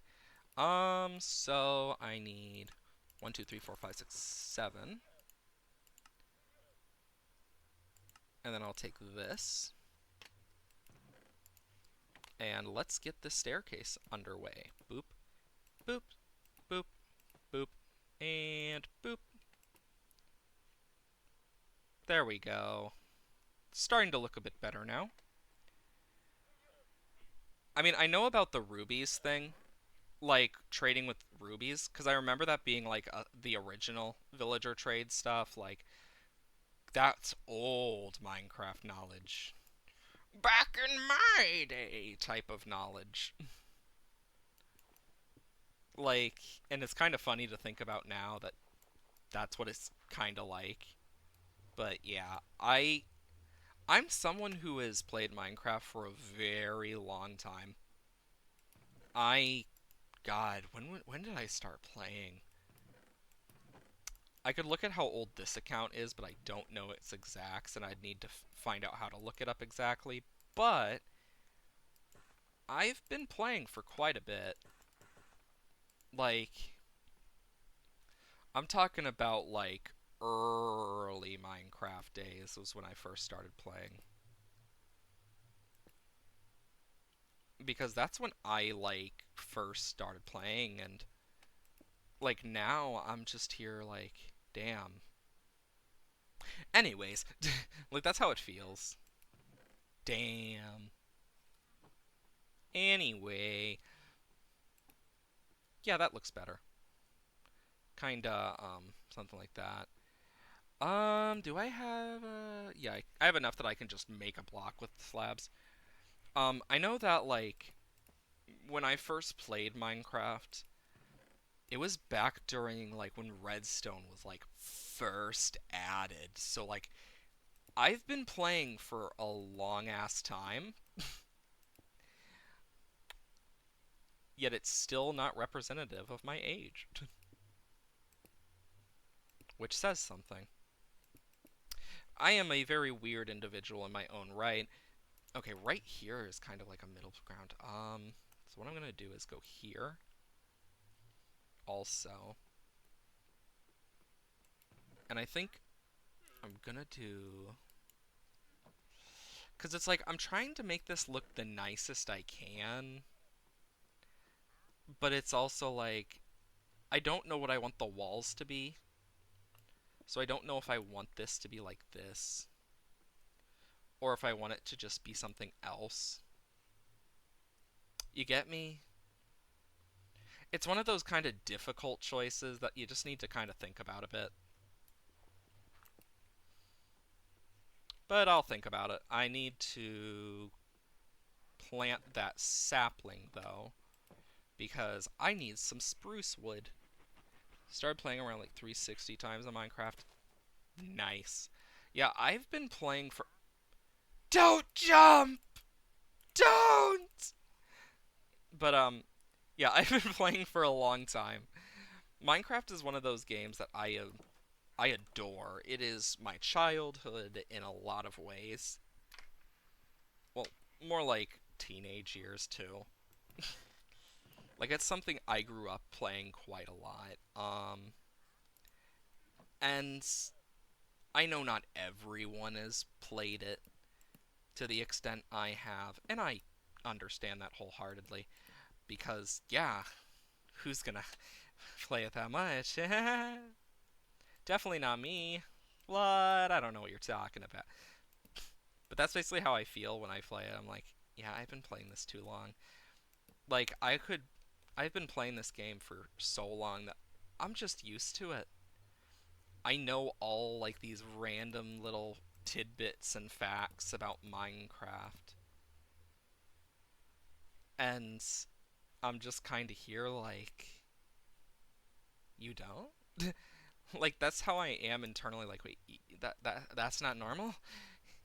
What do you mean that's not normal? Like, that's kind of where I'm at. So it's kind of funny. I don't know if I'm going to keep it like that or not. Actually, I think I'm just going to So that was kind of a waste of a block. But, I don't care. The whole thing is to make this look nice. And boy, do I think I'm doing it right. Doop doop. And then, yeah, there, and then... Because I like the look of this, I think, is the best way to put it, is it looks nice, and I am fine with it. Time to grab some more oak. Because I do like the lighter look with it. I think it looks a lot nicer. And yeah, I'm going to actually use this to my advantage now, because it's not going to be a waste when I'm done with it. Because I am just going to take it and use it for something else, probably. Most likely. But, yeah, I want to make this look nice. I don't want it to be this ugly thing that, like, I don't want to look at and stuff. I want it to be nice. Not everyone is into that type of thing, but I am. I want nice things. Like, because it's only a small little area where I'm going to have, like, enchanting stuff, etc. So it's not going to be, like, this big, flaming, like, chaotic place. That's only if I were to build, like, a really special, like, hell area. Like, I'm someone who... When I play Minecraft, I play it a lot more in, like, I build things, I do random things to just make things look nice, or I go out of my way to, like, just try different things. I know not everyone plays that way. That's how I play, though. If I remember correctly, need soul sand. Um, soul. Yeah, then a stick and coal. Then I need a stick. And then I need a piece of coal. Then I need... I think it's 8. So I'll need 16. Yeah, it's been so long since I've made soul torches. Because, like, last time I used soul stuff, I usually use it, like, inside of, like, creative and stuff, so I don't usually make it. So it's kind of different, but it's nice. There we go. Now this is starting to look nicer. Hello, I came from Lord Ruin Raid, been on Minecraft whole time. Ah, nice. Welcome to the stream, though. I hope you're well, Scooter. Okay, type Minecraft but augcrit to NC. Tried building something in NC, but hours spent trying, make it perfect. I think that's one of the hardest things, is striving for perfection, when in reality it doesn't exist. Like, Minecraft is one of those games where you want everything to be perfect. And, like, you will, like, strive for perfection. I will be perfect, blah, blah, blah, but in all reality, yeah, no. Sadly, there is no perfect. But doesn't mean you still can't enjoy the game. And that took me a long time to just kind of accept myself as, yeah, it's not going to be perfect. 6 sticks. And then I will put my axe into the tools chest. Tools. I want to make sure that when we go into this, we are as ready as can be. 1, 2, 3, 4, 5.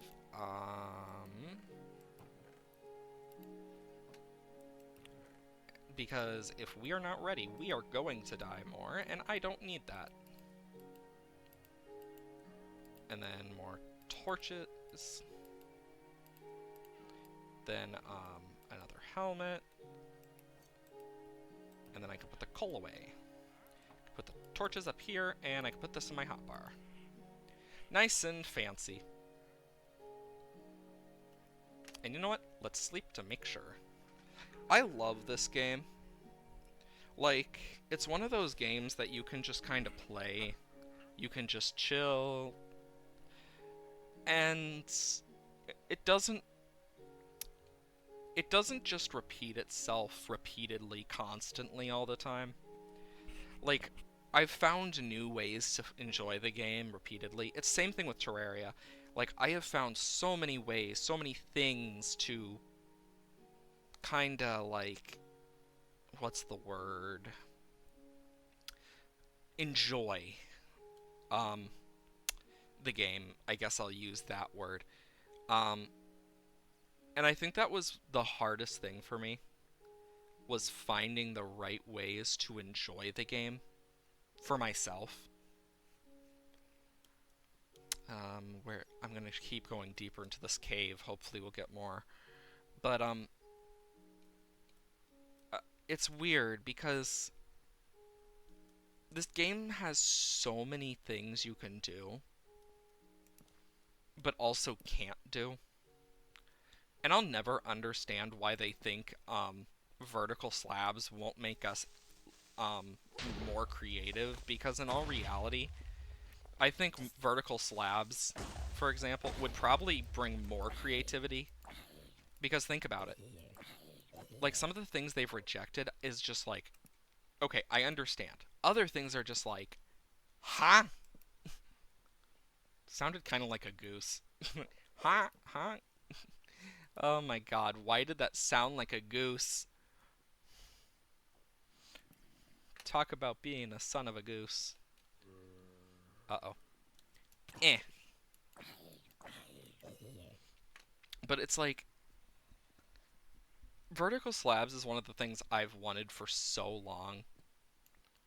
Because it could be used for a lot. And I mean a lot.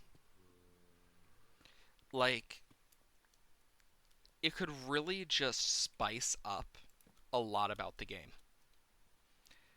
And we would see a lot more stuff. And I think that's one of the biggest things that I really dislike about Mojang is, like, seriously? I get you want what fits for the Minecraft brand, but it's like, really? Because I know that personally, it just feels like they don't listen much, and that they, with how small some of the updates are, it just feels like they don't. The mob vote feels useless, and it just feels like they're not spending enough time on the things they should be. Like, it just feels like they go out of their way to kind of screw with stuff. Like, they changed the copper bulb to be on even ticks now instead of odd ticks, all because of the Bedrock edition not having odd ticks. It's like, really? You're going to you talk about all this tinkering stuff for this update, but then you remove something that would be incredibly useful for redstoners. Like, because to make an off tick thing is so big, and that would have just, like, completely changed it. It would have made a thing so it's just one block. Like, it's like, oh, we did it to fix redstone stuff. And it's like, every block, there's so many blocks that already do that. Dispensers, hoppers, observers, um, and more. It's just like, really? Because to get an odd number tick, you need to use such specific things. It's just like, really? Because as someone who actually, like, does redstone stuff and, like, understands it, it really annoys me because they also, um, I get why they changed the crafter, but it's the copper bulb I'm the most, like, annoyed about, because it added in a way to make a 3 tick um, thing, which is really useful because it basically just because we because then we would have had more access to these odd ticks of the 20 game tick system, meaning that we could have had more control than we ever would have normally, and it would have created a lot. And I get they don't want to rework all the redstone system for Bedrock, but it's like it shouldn't be like if with the amount of differences you already have, at least for God's sakes, just fix it for Java players. Give the Redstoners a thing, because Redstone already works really differently in Bedrock because of how like fucked it is. There's a reason Redstone on Bedrock sucks so much. Anyone who's done it understands very much. Because it goes every even tick, there's no odd ticks. Um, you could set, I believe it's a repeater to 3 ticks specifically. And then set up a thing where an observer will observe like a thing at the same time, and they'll both go up at the same time. It's just insanity. No clue about Redstone stuff? Yeah, I know a lot more about Redstone stuff than some people, but I know a lot less than others. But I think the biggest hiccup they just made is removing that. Because I think the best way to do it would be like to show it off better. There's probably some videos out there that kind of show it, like talking about this mistake with the copper bulb that they've just made by removing it, because it's gonna remove a lot of issues. Yes, it will remove those issues. For Bedrock, it won't. But changing it re-adds these issues we've had. And the biggest problem with these issues is to make a 3 by 3 thing. So like let's say you wanted to make something that is on a 3 tick streak. It is specifically at a tick of 3. You need an observer, redstone, scaffolding, and stuff, and it takes a 1 by 3 area. The copper bulb only takes a 1 by 1 area to make the 3 tick signal. And removing that ability now with the newest snapshot, just it you can no longer easily make a perfect piston wave with it. Like you can know like it has a specific use in Redstone, and it got removed, so it just fucks with a lot of things, because now that you don't have that, what are you gonna do? You gotta replace it with such a big thing, but let's say it's for a smaller thing that you're trying to make. Well, now it has to be bigger. 3 times bigger. Because it goes too tall as well if you're going to make it without the copper bulb in that original snapshot before it got changed. And it's like, I don't get it. Like, really, Mojang?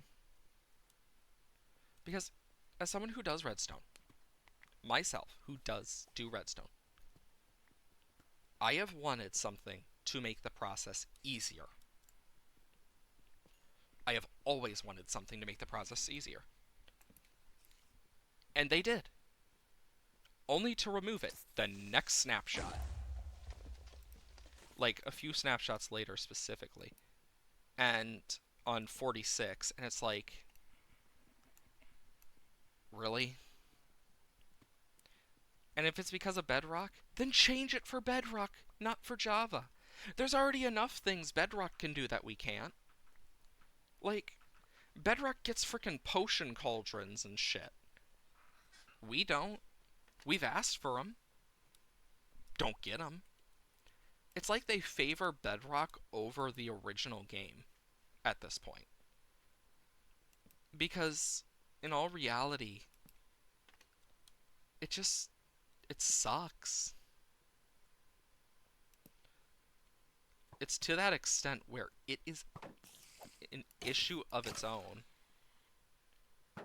And I know I'm not the only one annoyed by it. I know a lot of Redstoners are annoyed by it getting like, not even fixed, because it was originally intentional. It wasn't even a bug when it had the odd tick delay. And it's like, why? Because there were so many practical uses for it, and then removing that practical use for it really sucked. Because if you remove a practical use for something that overall people are enjoying, it's just going to make people hate the fact that you removed it more, and it's going to cause more issues. And it's only just one more reason why I prefer the Terraria developers in a lot of cases. Like, it's because they listen, and they'll admit they've made those types of mistakes a lot. Like, and I think that's why I like them a lot more too, is how much they listen. Like, they made it so teleporters you can get in pre-hard mode, because who is going to use them? But I think it's nice that they actually made like certain stuff for the community, and that's why I prefer that over, because like Mojang just, after everything, it just feels like they favor Bedrock. That they don't care as much about like certain communities in Minecraft. And then don't get me started on the fact that the mob votes have like the specific, oh, choose this one over the others, and they don't expect the others to win type thing. But then you get people who can just, it's like at this point, like, why do we do the mob vote? Because this most recent one was just like, really? They're all such small things. It just feels like it was a vote for like, what type of flavor do you like? Do you like the flavor for builders? With a thing that I have not heard anybody complain about for block reach. Because it's like, oh yeah, I don't have enough block reach. Okay, I'll just build up. Or, oh yeah, we'll make boats faster with penguins. Okay. And then dog armor. Full on stuff for dogs. Like, it's obvious which one was supposed to win. And it annoys me a lot because it's like, really? And I know that, like, some people are different in their own ways, and where the frick is this witch? I am, like, so nervous about it. But, I don't know. Just leaves a bad taste in my mouth, knowing that they just kind of, like, disregard Redstoners with that and stuff, and, like, hell, Redstone and Bedrock being so different, too, it's just like, really? You couldn't have done anything better? Really? Because Bedrock's Redstone is so weird. Like, because observers aren't even instant. They're like multiple ticks behind and shit. Like, it makes a lot of farms a lot less efficient. It does a lot of things that it really shouldn't. And the fact that they, like, want to make it for, oh, we'll do it so we help Bedrock. Like, I mean, that's basically what they're saying. Even if they don't say it out loud, it's like, I mean, it's literally the same thing they've done before. It's like, it's obvious it's meant for like, to help with, like, Bedrock players, but, like, that's Java. They aren't playing on Java. The heck? I don't remember how to get out. Balls. But, oh wait, yeah, now I remember. But it's like, I'm annoyed that they have done all of this only to remove it, like, after people have already figured out stuff using the method. It's like, really? Like, I'd get it if it was a bug. But no, they said it was intentional originally. So it's just like, then why remove it? Just so annoying. Because it feels like they take one step forward, two steps back repeatedly with the development. And it honestly, it just, you get tired of it after a point. And I know I'm not the only one. Like, it just is at that point. At, and it's like, okay, cool. What else? Because that's all you can really ask is, what else did you change? Because for Redstoners specifically, and builders too, like, there's a lot of stuff that's been changed that has negatively impacted them so often. Just for Bedrock. It's like, really? Because, like, Bedrock isn't even the exact same as, like, Java. Like, well, what if we want the Bedrock features? Well, you have to go play Bedrock. It's like, do the same for both games. Seriously. Because that's just how it feels like at this point. And it's like, Bedrock has better modding tools. And, like, they have a lot more stuff you can use in building that are, like, really unique. Like the potions and cauldrons. Dyeable water in cauldrons. Like, that's cool. Favoritism, and that's what it feels like. Yeah, it feels like favoritism. And then with Java, we have better redstone and stuff. We have more mods available to us and stuff. And I think that is the biggest issue is they favoritize the Bedrock version. They have a store on there where you can buy stuff and skin packs, and it's like, at this point, just merge the two in some form. Be different versions, yeah, but, like, if you want people to like Bedrock more, make it more like Java. Make them similar. Don't spoil Java experience for others because of it. Like, and it's obvious with the mob votes, especially recently. It's almost like they were surprised the Sniffer won, because if you look back at it and you listen, the thing that had the most, like, feature type stuff that they talked about was the Rascal and the Tough Golem. They didn't talk much about the Sniffer, like, stuff beside a few things, but it feels like they wanted the Tough Golem to win more in a lot of cases. And if not that, they wanted the Rascal. But, like, with the Sniffer, they said there would be many, not two, many new ancient plants. Like, there'd be, like, they said either many or loads, and it's like, two is not many or loads. The frick? Like, as a builder, when I heard that, I was like, oh, so we're gonna get, like, 4 or 5 new plants? Sign me up. Then we got torchberries and pitcher plants. And that's it. And you can't even keep the eggs from hatching. And it pisses me off so much.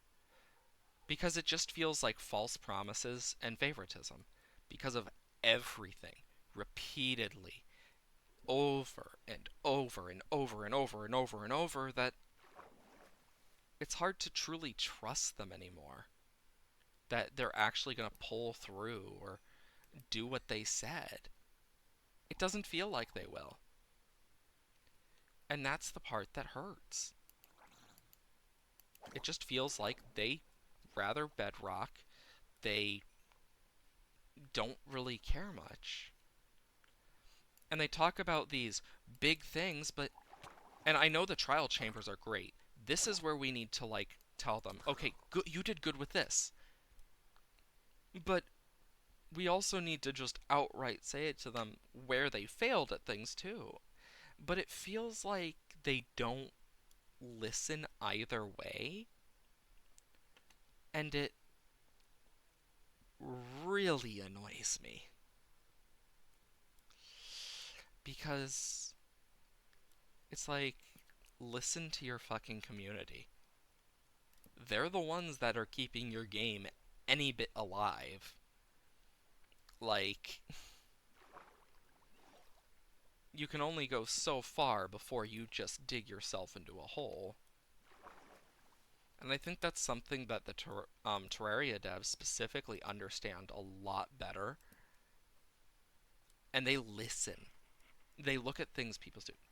False advertisement half the time, I think. Exactly.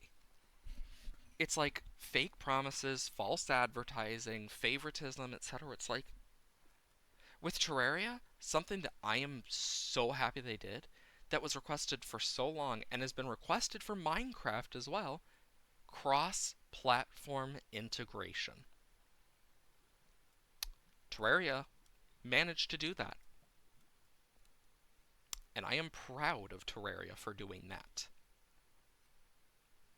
They spent the time, the money, the effort to do that. Did they need to? No. But they did it because the fans asked for it. And that is such an important thing to think about. And it shows how much they care compared to the Minecraft devs. Because I love Minecraft. I love Terraria. I love both games so much. But with Minecraft, I have just... It feels like every time I finally get something like, yes, this is what we've been asking for. It's almost like another thing that we actually still loved gets ripped away. Or it gets changed and just completely, like, removed in some cases. And it's like, really? Like, but for Terraria, they actually try their best. And, like, hell, one thing I'm excited about with the new update that they're planning that's going to come out this year, they upgraded the phase blades. They are now more useful. They have new, like, disappoint. Yeah, that's just Minecraft in a nutshell. It's disappoint. It's just disappointment. And it's happened so much that it just, it's become a meme to an extent where you see Mojang offices and it's everyone sleeping. Because, and that should be something that you shouldn't see.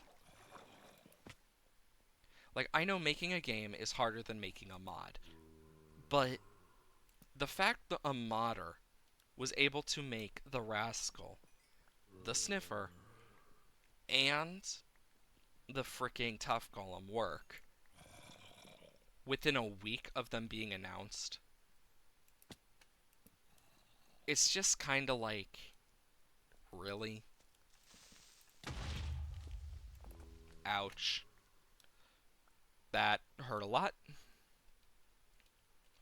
But it just makes you kind of look at it and just think, really? Like, if it was gonna be this small, at least tell us. Like, it's just dumb. Like, I really, really wanted more plants from the Sniffer. I started playing less and less every update. It really feels like the last big good update was the Ancient Cities for caves and cliffs. And that was to add a structure, new blocks and stuff. And it's like, dang. It just feels like they started because there was literally just an update that added bees. Like, I love bees, I really do. But really? Just bees? It just annoys me so much because it's like, we know you can do more, Mojang. We've seen you do more. And they keep putting their stuff into projects that they know are gonna most likely fail because it's happened so many times. Like Minecraft Dungeons, Minecraft Legends. It's like both flopped, and who talks about them nowadays? Most people don't. And it's just like, put your effort into the game. Listen to your community. There's a reason Terraria is a way better success in a lot of ways. There's a reason that the Terraria community, well, yes, they've sold less than Minecraft, there's a reason it's still just as active. They provided mod support. They even helped start the mod stuff for 1.4, like gave blessing and stuff because they know that's how the game's going to survive.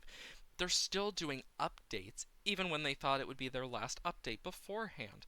And it's like Mojang could take so many notes from that. Listening to the Terraria developers, of all people. Because I think of all of the developers, the Terraria developers are some of the most hard-working people. Like, literally, like, I believe it's end of every week they do it, where they go through and they test everything just to see how it works and make sure it works. And we've gotten some weird looking shit from some of those leaks, like shit boulders and stuff, as a weird meme that happened. And I don't fully know what's coming in the next update, but we know some of the stuff because they were like, oh yeah, here's something that's coming. Frickin' phase blades now can be thrown, they can be stuck in the ground and still deal damage, they can be swung in a different way. And it's like, they feel more like a lightsaber. A really cool lightsaber, mind you, that you get to customize for yourself. And I'm glad they showed that off. Hell, the fact that Terraria added a dog that you can pet, the same update they added the dog that you could have in your town, yet Minecraft still has yet to have a pet the dog function, is sad. It is very sad. It's like, really? You can't pet the damn dog? Let me pet the dog. For God's sakes. Like, Bedrock has emotes, apparently. Like, from what I've heard. Like, correct me if I'm wrong. Does it have emotes? Because if so, that's just another thing Bedrock has that Java doesn't. Because it's like, I think that would be really cool to have in Java Minecraft, is emotes. It would make communication a lot easier without words. And I'm out of torches. Great. Time to get my ass out of here. But like, yep, it's true, it has emotes. It's like, that just adds to my point of like, it's just favoritism because they know they can make money easier on Bedrock because of the mobile game shit. And I hate it. Because it's like, it's obvious favoritism. All for money? Really? Just annoying. Like, and I think that's one of the another reason I love Terraria more than Minecraft in a lot of ways is they don't care about that stuff. They actually want to make a game that people can play on all platforms, and they've been working on full because what they've been planning to do with this next update is it is going to be cross-platform all at the same time update. And if that isn't something to strive for, I don't know what is. But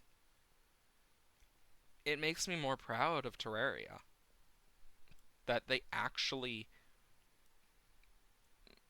were able to do that in the first place. Like, Minecraft has its flaws. And I mean its flaws. Oh, hi, Slime. I just wish that the developers would listen to the community more. Because with the amount I have seen the community complain about certain things like Mojang Y, and them just not do anything about it at all, despite, like, increased backlash at times, it's just like, really? It just feels like they don't care much about the community. And it just kind of feels shallow in its own ways with the favoritism towards Bedrock, because it's like they want more people on Bedrock, but they won't make it better. And that's one of the biggest things is they won't make it better. They just add certain stuff that you can get in Java, and it's like, oh yeah, this will make it. It'll make me start playing it more. Oh yeah, cross-platform Terraria already exists. It's like, last I checked, and it's like, and if not fully, it's coming this next update, if not already. And it's like, I think that's one of the most interesting things to me is that they went out of their way to do something like that. And it's not just a small thing. Like, cross platform is such a difficult thing that I would have never expected them to even try it. Or to basically say, look, it's too difficult. If they were having too many issues. But no, they went and fucking did it. And I think that's one of the best things about Terraria and their developers. They go out and they just say, fuck it. And just like, let's ball. And boom, here we are. And that is such a big just move on towards them compared to Minecraft. Just being like, yeah, we did it. What are you going to do about it? Like, goddamn. And I think that's so cool with Terraria, just doing that. Because it means if we oh so choose, we have a completely different experience with people. And then they also they added a button so it was easier. Oh yeah, if you want, you can turn auto fire on for everything, so you don't have to give yourself carpal tunnel. I love how I can put my finger on my screen and it does that. I I went to wipe off spit because I accidentally spit on my screen and I forgot it does that. And I'm like, oh yeah, oops. But it's weird. You look like I'm a very passionate person about stuff, but it's kind of at that point now where I'm just here like, really? Again, Mojang? Which says something. Like, when you are at that point where you have to say, again? Really? You have to ask yourself something about it of, is it really worth it? Is it really worth it? And the answer is no. It really is not. Because it just feels boring. Like, and with Terraria, they've done so much better. They show that there's no favoritism for another platform. They actually listen the best they can. Hell, I think the craziest thing is when Red went on the wiki page like, hey, are there any achievements you guys want that we might add? And I'll listen to them. And someone said, why isn't there an achievement for completing the bestiary? And he went, oh yeah, we seem to miss that one. Thanks for telling us. We forgot about it. Like, that is one of the coolest things to me. They listen and are like, "Oh yeah, we forgot about it. That is totally on us." Like, and I think that is such an adult thing to do, but also such a big thing to do because you're supposed to be this big company that's making a game that you know millions of people enjoy. You're just gonna let it flop? No. Why would you let it flop? And it's just like, it just feels like Minecraft's like, oh, we're gonna let it flop. And that is the saddest part of it. It's like Minecraft doesn't care. And that's why modding is such a big thing on Java. Because they don't listen. Like, Terraria has a lot of mods for cool stuff. Mainly because some people were like, we have a great idea, and we know it's not fitting Terraria the best, but we're still gonna do it.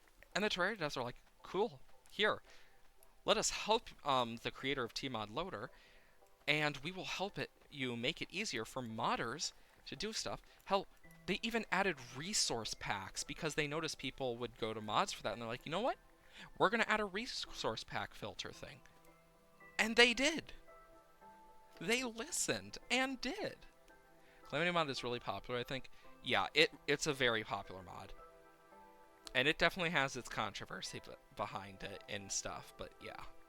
I think one of the biggest things to me is when you first play modded, if you want it to be complete modded mayhem, go for Calamity and other mods. But if you want to slowly go into it, almost like, okay, I want it to be semi-vanilla, but I still want some modded stuff, and I want it to kind of be, yeah, Thorium mod. The Thorium mod. Do the Thorium mod. It is like DLC for the original game. And I will wholeheartedly admit it every time. I love the Thorium mod. It has amazing music. It is it is beautiful. It has beautiful designs. It adds the classes of throwing. It adds bard and healer. So you got some more multiplayer focused stuff. It is a mod that you can play, and it doesn't change enough to feel like, oh wow, this is really not Terraria anymore. It still feels like Terraria in a good way. And that is my biggest favorite thing about it. Is it feels like it is its own game at times, but it still feels like Terraria. It feels like something that Terraria would add. A friend said something to me once, I don't know if it's true or not, but Nintendo doesn't like fan games or something like that. Oh, it is very true. They don't like fan games. I mean, have you seen the whole Point Crow fiasco thing with like some of the mods and stuff and much less other things? Like, they will stop support for your channel if they've been supporting you if you play a modded thing like that. In a lot of cases, they will. I know recently some things have changed, but still, they will do that. And it is insane to me how bad it gets. Like, if you make any bit of money, they will hound you. Even if it's Patreon or something to make the game go and stuff in a lot of cases. They are very anti it and stuff. And it's ironic because that is what is keeping their games alive in a lot of cases. Because, like, they get so mad about people hacking stuff, but it's like, they wouldn't be doing this if you gave them access to a lot of it too. He also said Sega like the fan game stuff. Oh yeah, Sega's really good with it. Sonic Mania, if I remember correctly, that's the right game. Um, was made by a bunch of developers who developed fan games of Sonic originally. Like, and I believe the main reason we didn't get another one is because they just couldn't agree on enough. which, fair. Getting a bunch of people to agree on stuff is hard. But it really makes you look at it and think to yourself, there's right things to do and wrong things to do. And not all of it is easy said and done. But I think the biggest pet peeve of mine with Nintendo is that they complain so much about people hacking their 3DSs and shit because they closed the eShop and people want to be able to get the games. And I'm just here like, and most people are like, if you would sell them on the Switch, we would buy them. We would get them legitly. But you don't. And that is a huge issue. And it's not because people don't love the games. It's because people love the games, but don't have access. Because it was removed. Like, what are you gonna do when someone's like, oh yeah, you need to do this, this, this, and this, and then they don't give you the ability to do it? Like, oh yeah, you need to unhinge this wire without blowing up the bomb, but you can only use pliers. Begin. But I don't have you have to do it with your hands then. It's like, really? That's how it feels. And it's like, it's to that point now where it's just like, I was at GameStop the other day, and one of the employees, like a few months back, and he's like, "Yeah, 3DSs are selling for a lot more now because people, break them in quotations." Which, yeah, I could break my 3DS right now. I could pull it out. I could start the stuff. I just need to find the right game, and boom, plug it in, jailbreak my 3DS, and boom, I got Pokemon Crystal now. Imagine Pokemon games will sell more with built-in randomizer. Oh, there's a lot of things that people do. Like, one of the biggest things about VGC, because I used to be someone who did VGC, and it's still an issue, and it's become a bigger issue now that they're, like, going down on a lot more, is hacked Pokemon will get you banned. But the issue is, getting the right Pokemon for it to actually be really good with VGC is nearly impossible without an outside source and without transferring stuff from other games. And it is so difficult. I saw a video on it. Someone actually did it themselves. It's took them 8 hours alone just to get the Pokemon, over 8 hours alone. And then it took them another like 7 hours just for the Terra types. And that was before the DLC, where they made the Terra type part easier. But mind you, that was for 6 Pokemon. 6 Pokemon. And that person already had the games. Imagine having to go out of your way to find some of these games too, or buy them. Like, that just starts up. Like, for example, let's say you want Urshifu. That's $90 automatically. Because you need the DLC and Sword Shield.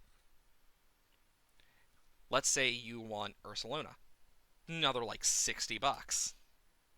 We're already at $150. That's for 2 games. You need Scarlet and Violet? It's another $60. Oh, you want the DLC on top of it? Another $30. We're already at $240. That's for 3 games and their DLCs. It's actually absurd. And those are the games that you can still get. Like, I've seen Platinum run for hundreds of dollars on eBay. Like, it's actually insane. And because they are not introducing ways to get it in any other way, especially through the eShop to get like these old games, it makes it even more difficult. And it's such a big issue for like VGC players. And hell, then for Scarlet and Violet, Nintendo decided, you know what? Instead of doing the normal thing, we're gonna make it so it's an open tournament this time. Meaning, if as soon as home comes out, you can use anything midway through the season. So basically, let's say you were learning how to use all these new Scarlet and Violet Pokemon. Good luck getting past things like Landorus Therian or Heatran. Now that it can Terra into Grass type and it has Flash Fire, good luck hitting it with a Fire type move, because it's not going to work. And it's to such an extent where it's annoying, because in all other games before this, they always had a specific closed format where you can only use Pokemon that you can get naturally in the game at that point. So it would be like the natural things, which honestly could have been really fun and given a lot of Scarlet and Violet Pokemon time to shine. But they went and ruined it. And I don't think Pokemon's ever going to add a randomizer thing. Hell, their challenge mode they added, there was also an easy mode, and do you know how you get them? You get them by beating the game. And you know what it does? It changes the levels and makes them a little bit smarter. As much as I love Black and White, and Black 2 and White 2, I'm just like, really? You couldn't do more with that? Are you fucking serious? Like, it is to that extent where I am like, really? And it's not fun anymore. Hell, something that a lot of people talk about now is they've shiny locked so many legendaries in Scarlet and Violet where you can't get any of them shiny. I understand shiny locking for like story-based mons.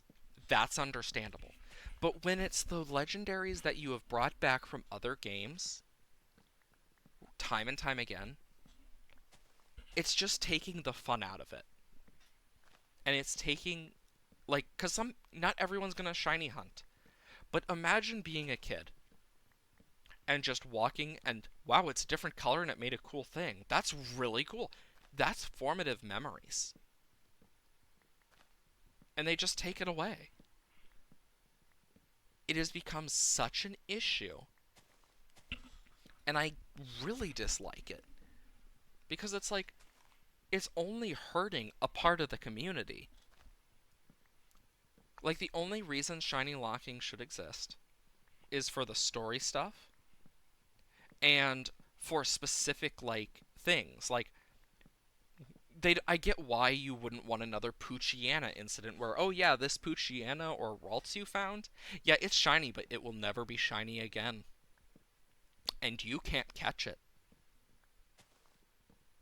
And it's like, I get that, but when it is to an extent that you are doing it like this, it just feels like you're taking the fun out of it for some of the people who enjoy your games and buy it. That is one of the biggest things I've hated. And it's like, really? Because it doesn't feel fun anymore. And Scarlet and Violet made it the easiest it's ever been to get shiny Pokemon with the sandwiches. My first shiny Pokemon, I'm going to tell you this now, was a shiny Latias. And I will never forget it. Because I was like, whoa, it's yellow? What is this? What's wrong with this?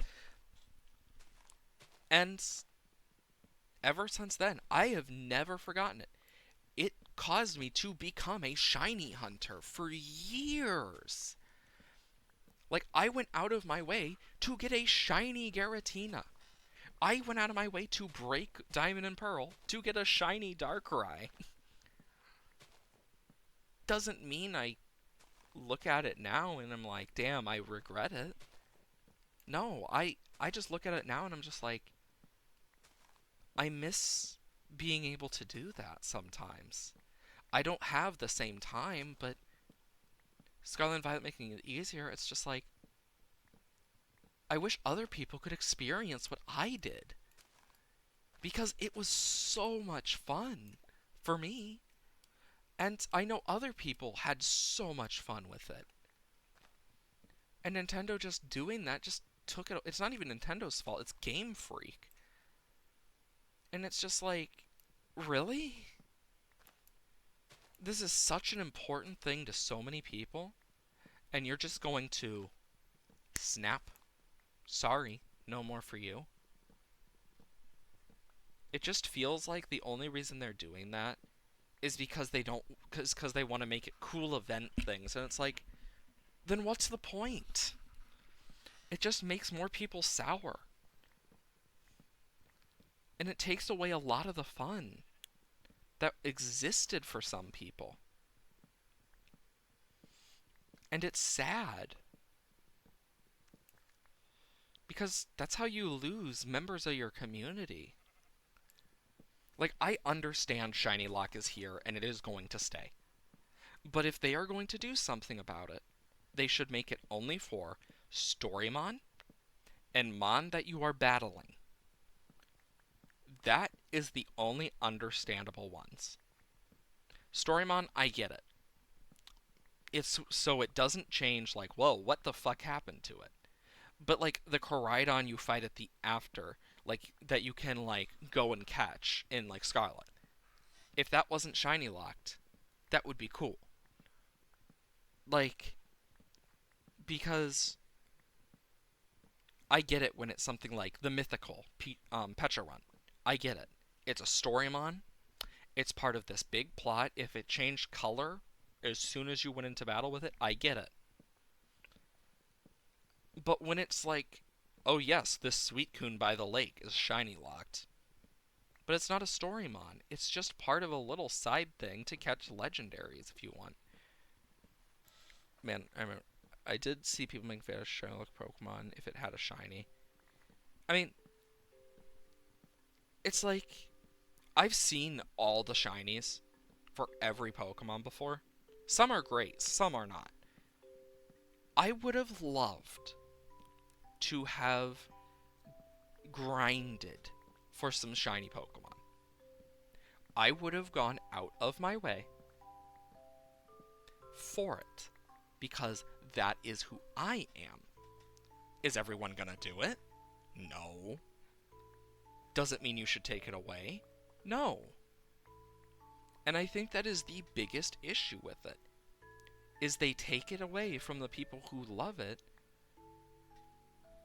despite the fact that it's just gonna ruin a lot more people's joy of the game quicker. And it loses some of that replayability. Because some people would replay for shinies. My first shiny in Scarlet and Violet was a random Staravia. I'm like, oh, what's the... Oh, shit, that's a shiny. Then my first shiny of Kitakami for the DLC, I was just walking around enjoying myself, and boom, Swadloon just appears, and it's shiny. And then we get over to the terrarium in Blueberry. First shiny, I accidentally run into Pokemon, like, ugh, here we go again. Shiny Trumbeak. Just like, oh, frick, I got the Bybird. And it's like, it's sad, because it's like, people don't get that anymore, it feels like, with the legendaries. And it's sad. Because I remember grinding. BDSP was the only game, as of recent, that has had that. Only because it was a faithful recreation to such an extent that it was like, ugh. And it's like, it just feels like they don't listen enough anymore to their community. They just look at them and are like, oh, they're just kids. No. Yeah, I get it's a game for kids. That's why I don't complain about it being easier. It's a game for kids, 1. 2, we've grown up. We understand the battle mechanics. And some of us have played VGC. We have completely played it differently than normal. But it doesn't mean you should ruin the fun for everyone just because you don't want to give someone like legendaries that are shiny or what. Like, it just feels so unnecessary, and I hate it with every fiber of my being. I hate it because it takes away from the fun that so many people had.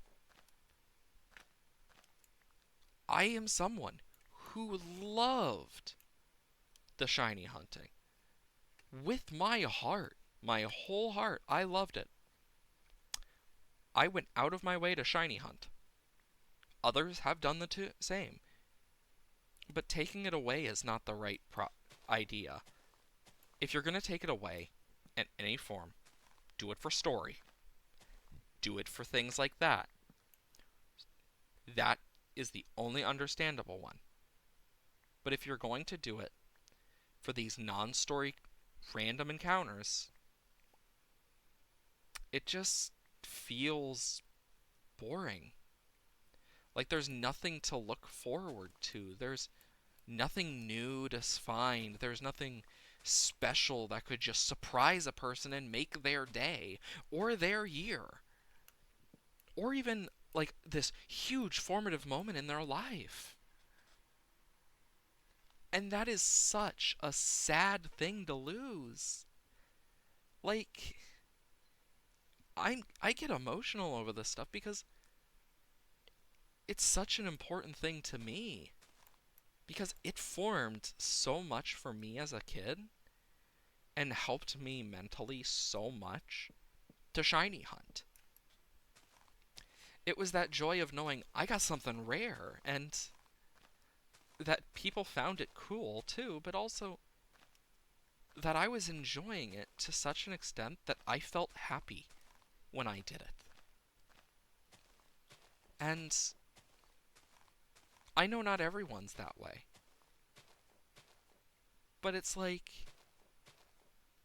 they're just taking it away from possibly hundreds of thousands of others who are like me in that regard, who find the joy in it.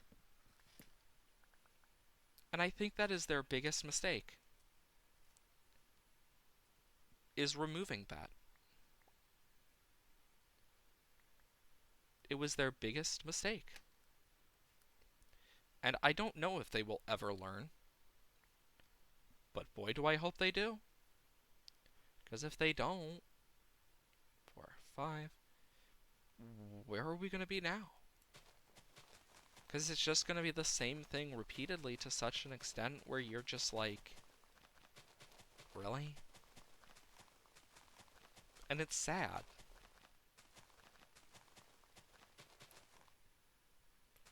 And I wish I could do more to make people happy in my life. I wish I could do more like that. I wish I could. I would have gone out of my way to shiny hunt Spectrier just for my own collection because I love its red shiny. And I would have gone out of my way to shiny hunt Glastrier for my friend to surprise her because she loved Glastrier. And I'm just like, I would have totally gotten it for her. Like, I was willing to go out of my way to shiny hunt for my friends and stuff to surprise them to get things. Like, that's something I've always wanted to do for them because I care about my friends and I want to show my appreciation some way. And knowing that I can't do that, but also that people can't get that joy of like, whoa, what's this? Or wow, a shiny type thing, it's like, it feels sad. More so than it should. It feels boring. It feels lonely. And it just feels like people don't listen. Like, they don't think about it. Like, it's the same thing repeatedly over and over and over and over, and you're just sitting there like, what now? And that is such a big thing to remember, is that's how a lot of people think, especially with the Pokemon stuff.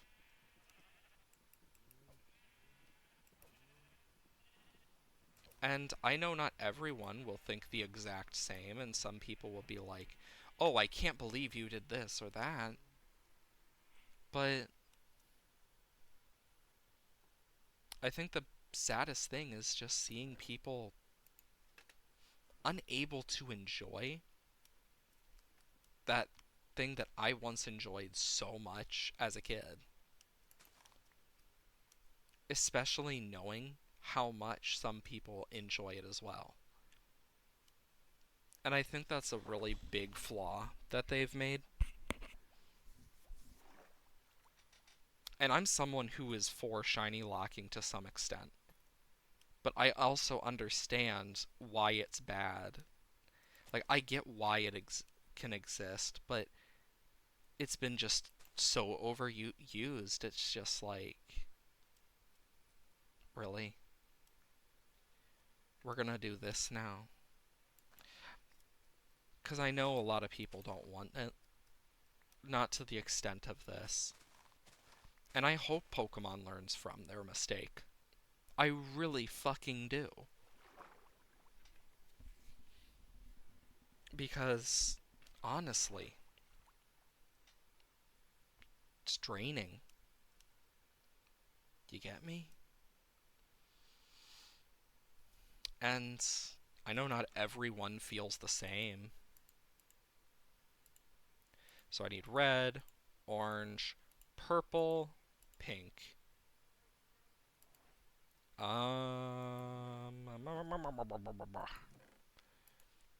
then I need this for orange. And I know not everyone is the same. Good for them.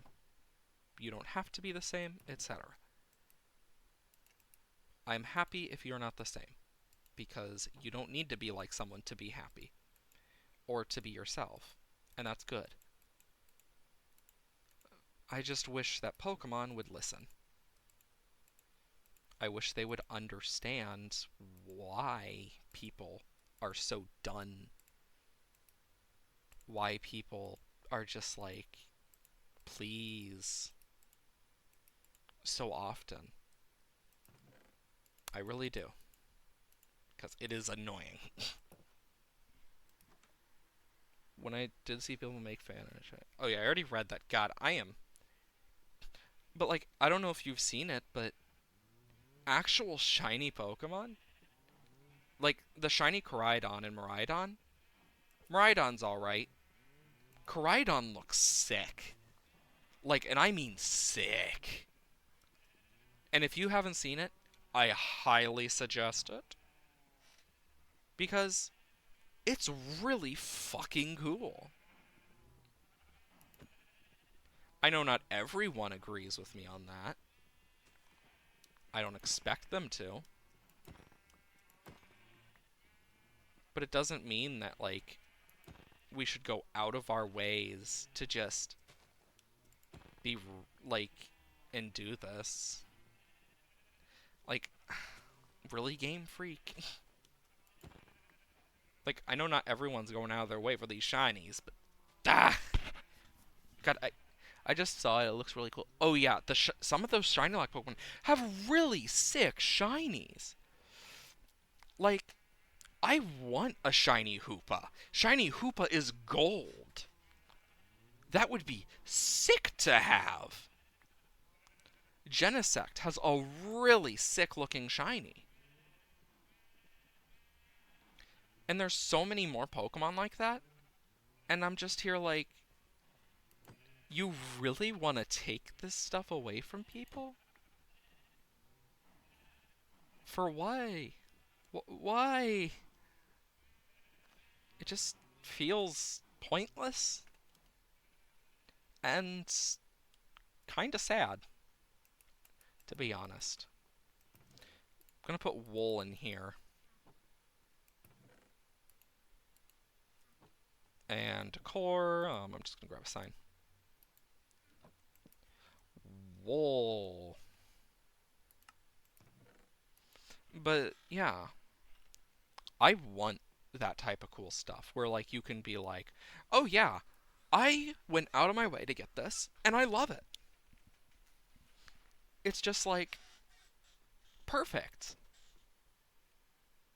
This is exactly what I wanted. But then you get the other side of the spectrum of uh, I think that's the best way to explain it. Is just uh,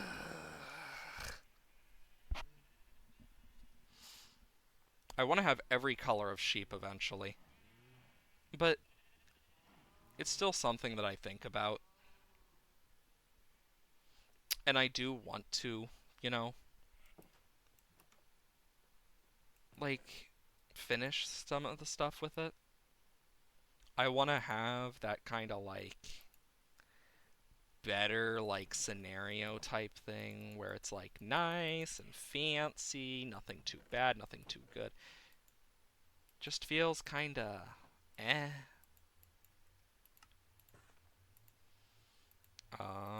Gonna need a few of these. Okay, so here's how I'm gonna do this.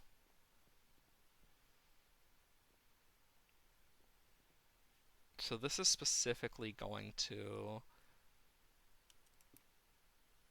and then boop. Okay, I need some cobblestone walls as well.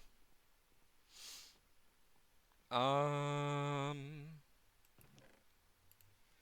like I am someone who loves just all sorts of different things.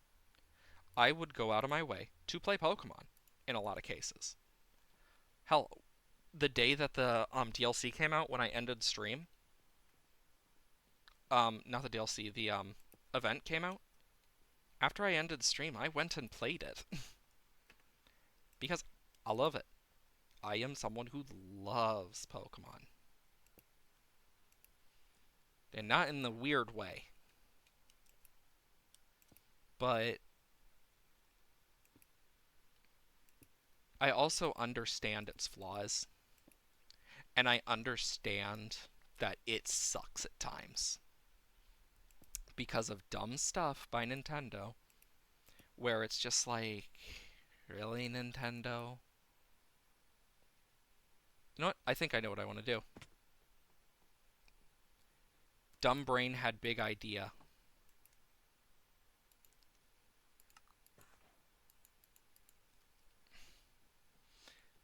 Okay, but like, for anyone who's actually like played these games, who's experienced them and experienced it, I just like, yeah, you understand that it's a different experience. Not everyone enjoys the experience, but enough people do to where it's like at least give them that chance to experience it. I don't want it that far. But oh my god, I need to figure out how I'm gonna do this specifically. I'm gonna have to start from one side, go to the other. But like with Pokemon specifically,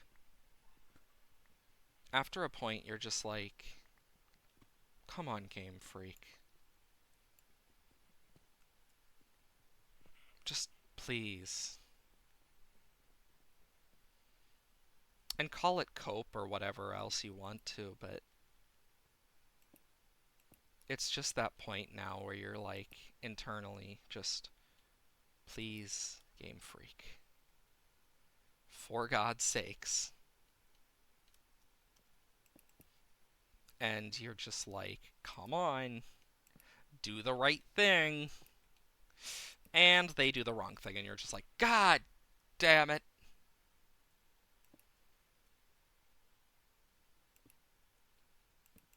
And yeah, that's about how it goes with Nintendo at times, and Game Freak. Because they stick so closely to their guns on it, and it's like, you're killing your own series at times. And I know that they love their series, but it's to an extent where it is more about random bullshit to them. To an extent, it is dangerous to even, like, make a fan game or, like, show how much you like it through other means. And it's like, I think that's scary, but also says something about Nintendo. I not well, specifically Game Freak. There we go. I think this will look nice. Yes, mobs may be able to spawn on the roof, but I got an idea.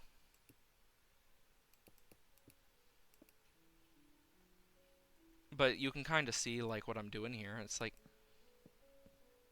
I know not everyone is into the same thing, but I think a lot of people can agree that Nintendo has fumbled a lot.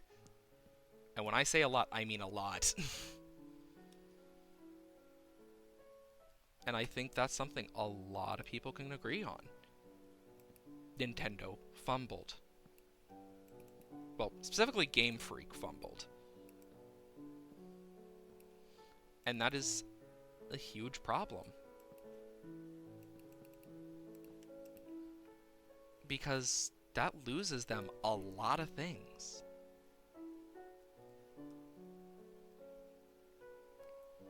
And I know not everyone is up for it or wants to, like, admit it, but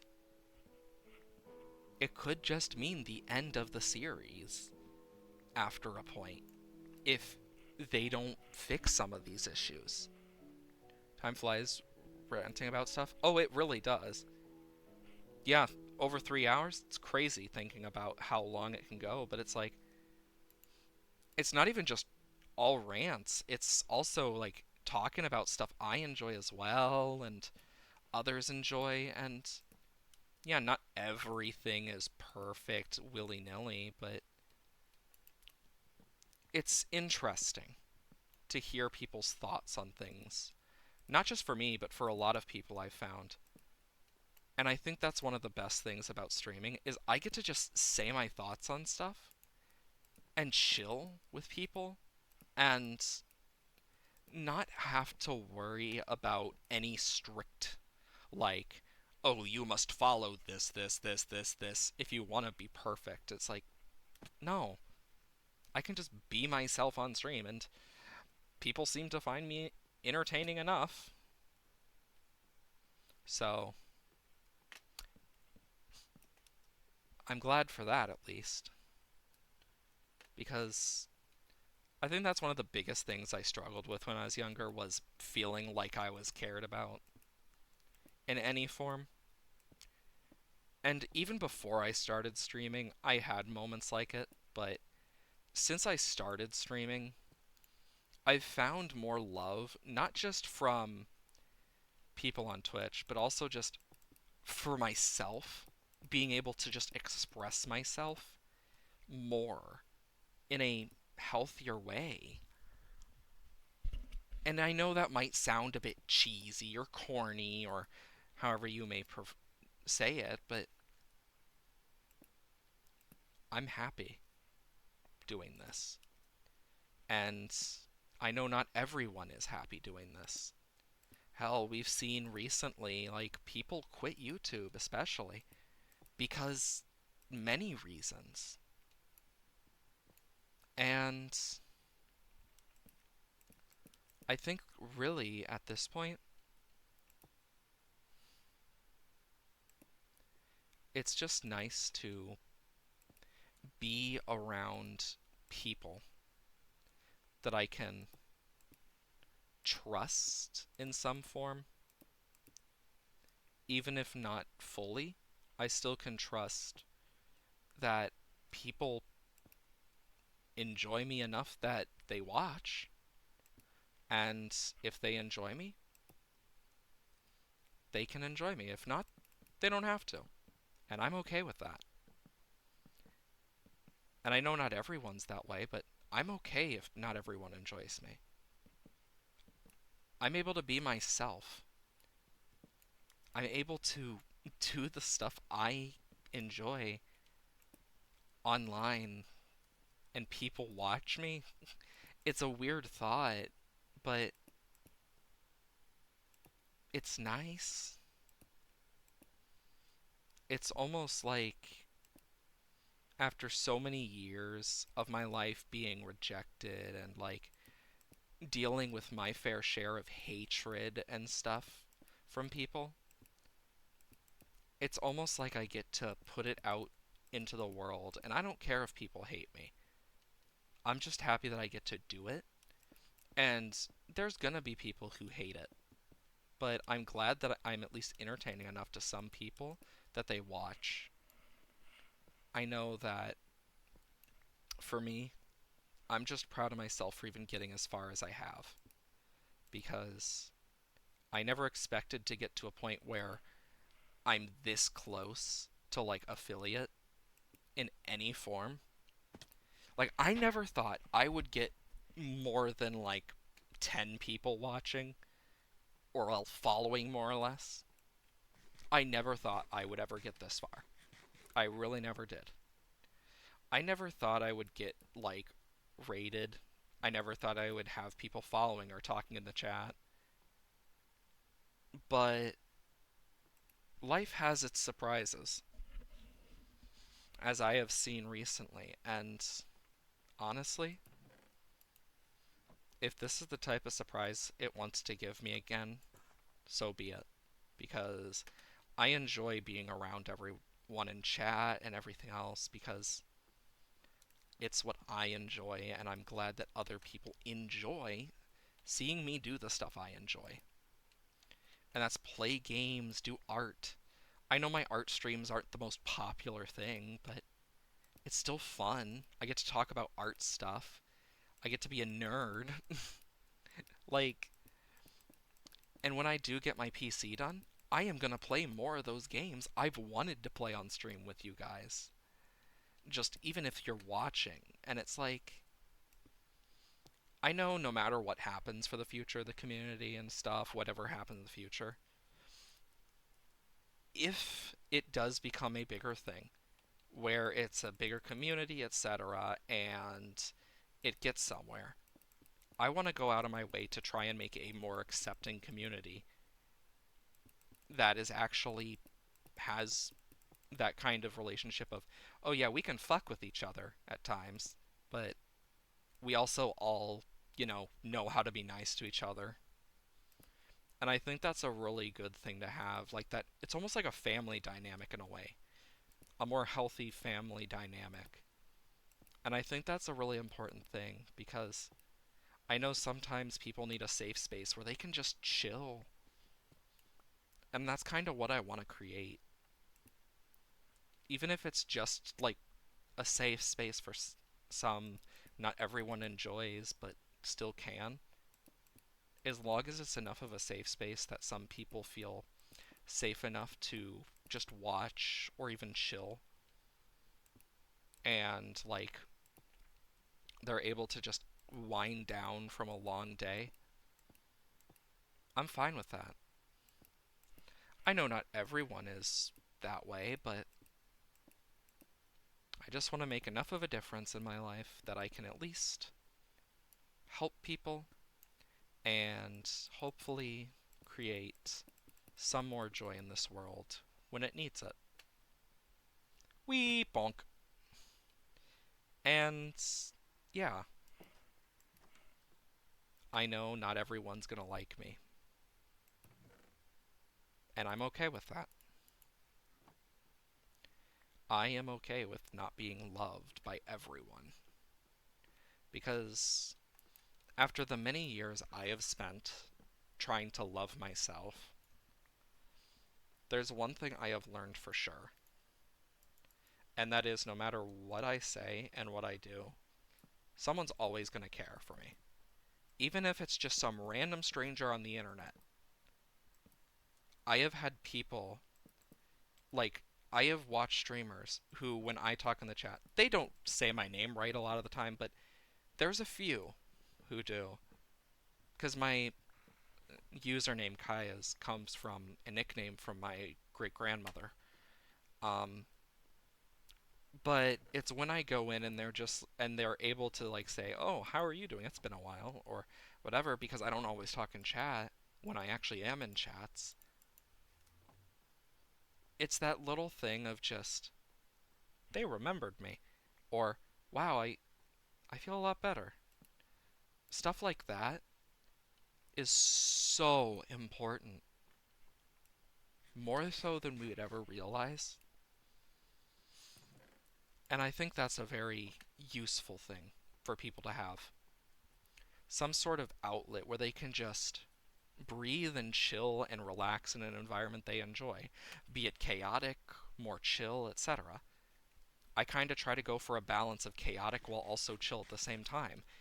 I can be super, super energetic all the time, 24/7 if I really, really want, but do I need to? No, I don't need to. I can be myself, and that's all that matters. Being able to be myself and people just being like, hell yeah, we'll watch. It's crazy. Like, and it's like a dream at times. Like, even though I'm not a popular person, I'm not like affiliate yet, etc., it still feels like a dream that I'm even this far to that. And yeah, I know if I am to ever, and I mean ever, get like these different things that I might use, like if I'm ever to get like subscriber tiers and stuff, I'm gonna try and make emotes that you normally just don't see. Emotes that people will use, but also ones that are more loving. Like, because there's some that you just don't, like, you're looking for an emote and you just don't have the right emote. Stuff like that, I'm fine with filling in the gap for. Like, and yeah, I know some people are gonna be like, oh wow, interesting emote, and be like, oh yeah, follow for that. But not everyone is that way, and I don't care if they are or not. I am just here to be a person of entertainment, but also someone who you can just chat to. And yeah, I'm not always here, I'm not always in the time zone for everyone, but I know one day if this were to become a more full time thing, I would probably start slowly switching my schedule just a bit, just so it is more accessible for some people. Like, I would ask people, what times would you prefer I stream and stuff, so I know. Because then it's easier for me to schedule stuff, because I know there's some days I can try, but I might not be able to, like Saturdays. But there's other days where I might be able to. And I think that's one of the best things is trying to find that kind of thing. And if I do become to that point, you better bet I'm going to ask my community too. Because, if anything, you guys are the most important. It's not just me who makes this channel the way it is. The people in the chat, the people who watch, they allow me to keep doing this because it's enough of a thing where I'm like, I mean, I could keep doing this with no one here, but doesn't mean I'd still be doing everything the same. I'd probably be less talkative at times. I wouldn't come up with some of the ideas in my head. Plus, it's nice to talk to people. And it kind of adds another element to streaming that a lot of people see in bigger streamers more is talking with the chat.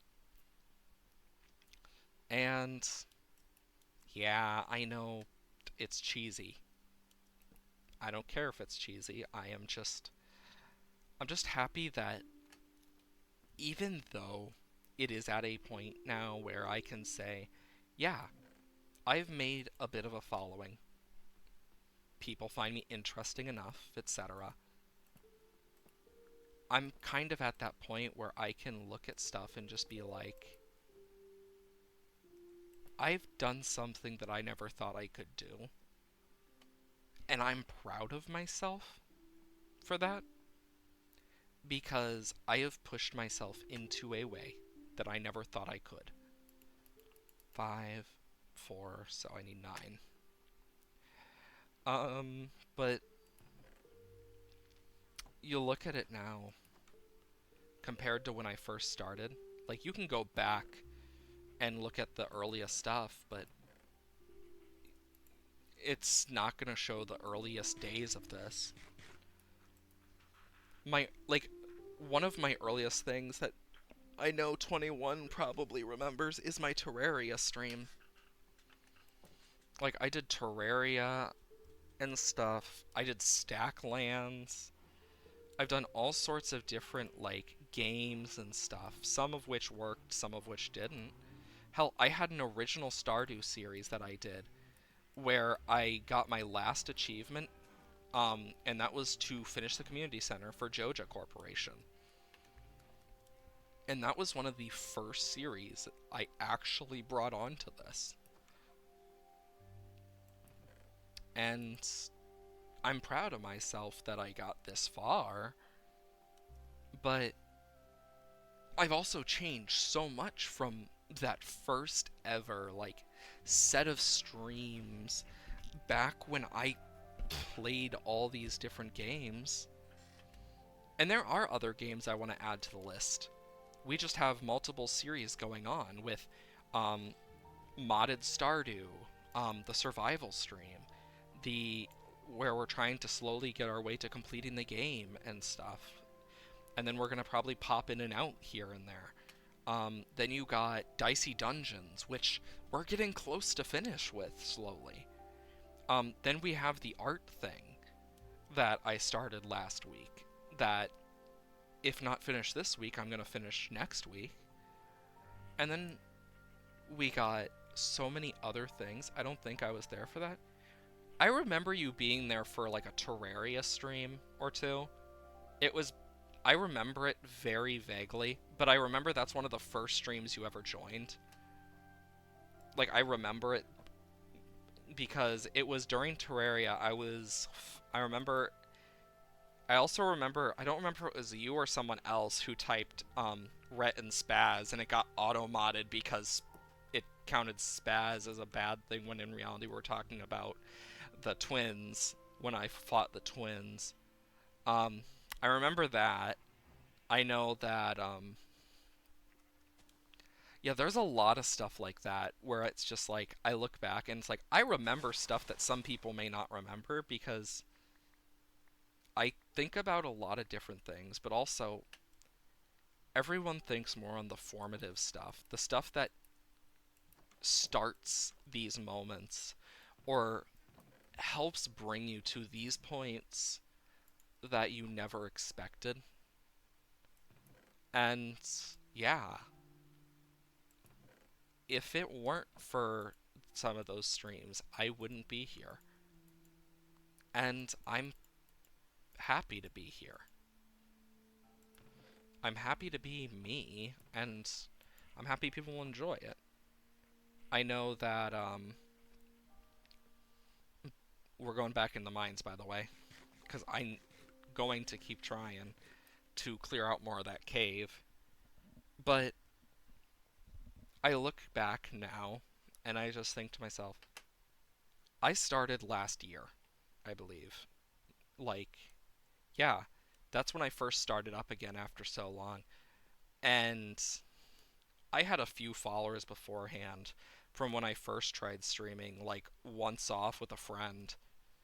Like I did it like once or twice. And with the knowledge I have now, I used to be a lot less like talkative in streams. I was a lot more closed off, etc. I was very quiet as a person in terms of just my overall demeanor. Now I am quiet at times, but I can go for hours longer than I used to at times. I can do these longer streams sometimes.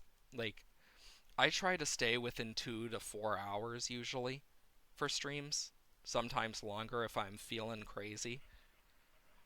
But it's nice because I know the schedule has become more of a set in stone schedule for now that you can find on like um, the Discord and stuff. I need to put it on the Discord. I know that I've mentioned it on stream before of Monday, Wednesday, Thursday, Friday because those are the and I do them in the morning. I usually start between around 8ish to like 10 o'clock. Like I try to, at least for Central Time esque, that's when I try to do my streams because that is the easiest time for me to be free with all my other obligations. And Thursdays usually are shorter streams, mainly because I usually have to cut off due to one thing or another, like, oh yeah, I gotta get to class, etc. Because my classes are Tuesdays, Thursdays, like later afternoon, and it just depends when I start a stream too.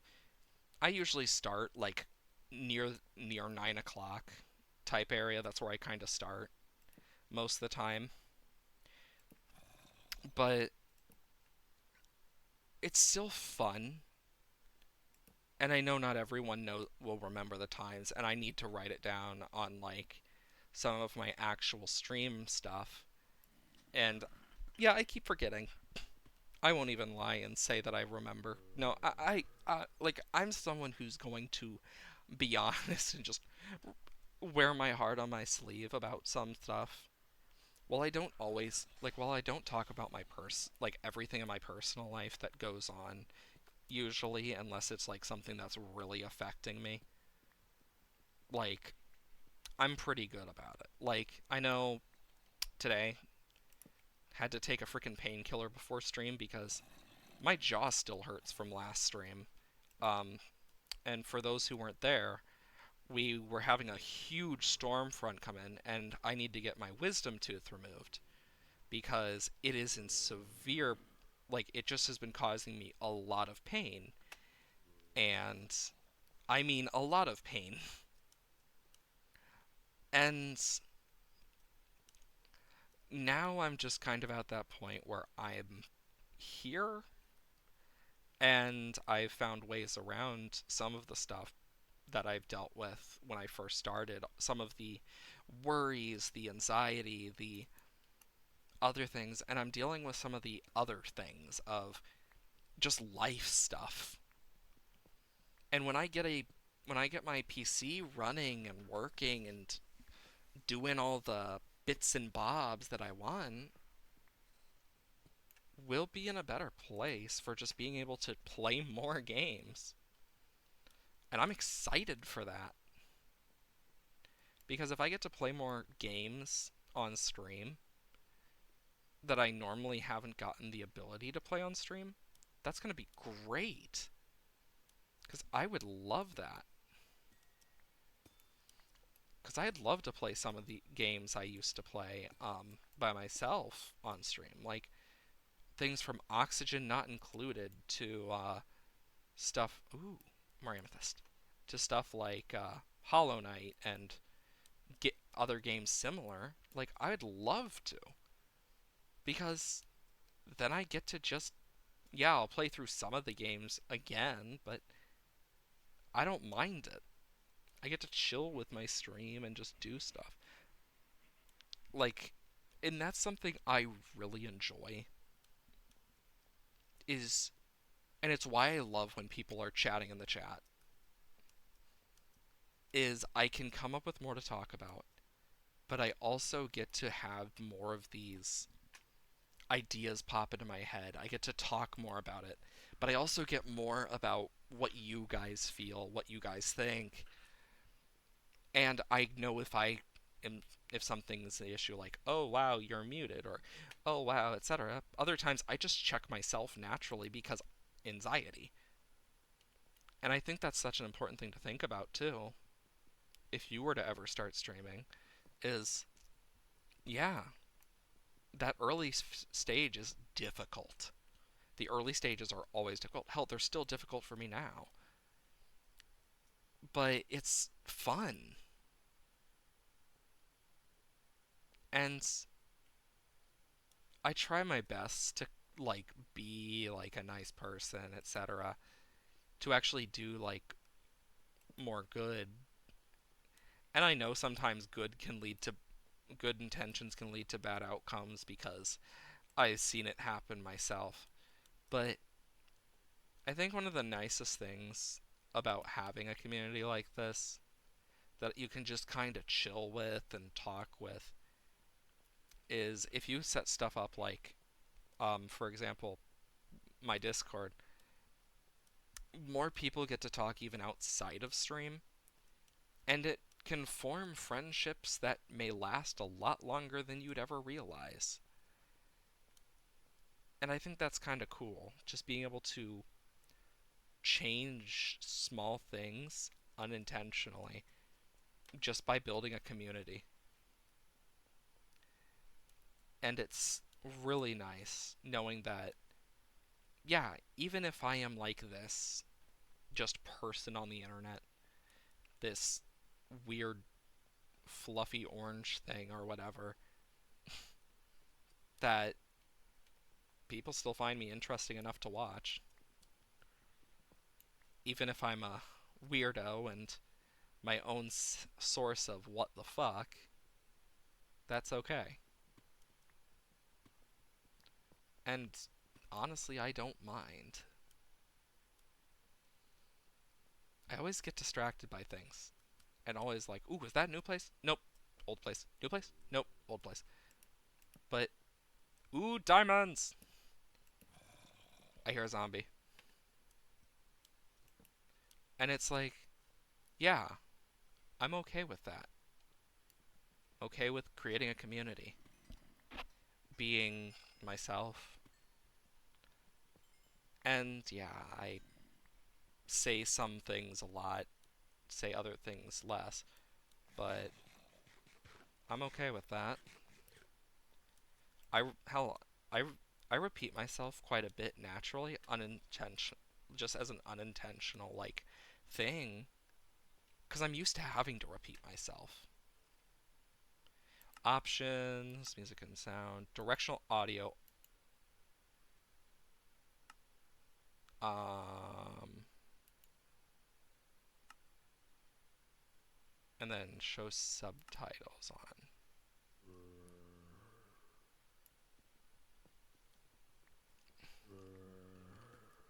So it's this way.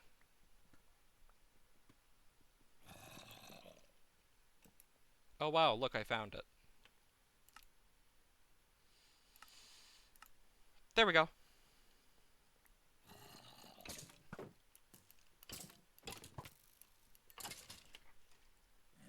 Bonk, bonk, bonk. Well, at least I found this. Oh, hi, creeper. Oh, man. So we got copper, iron. Hell yeah. Hell yeah, brother. But yeah, I love the streaming stuff. I know it's not something everyone enjoys, but I know I do. And I will say, There are times where it is very difficult to come up with a subject that you want to talk about. And even then, coming up with other things, like for improv especially, can be difficult. And I think the best stuff I've been able to find is practice. Wow, what a surprise. Practicing? Never could have guessed.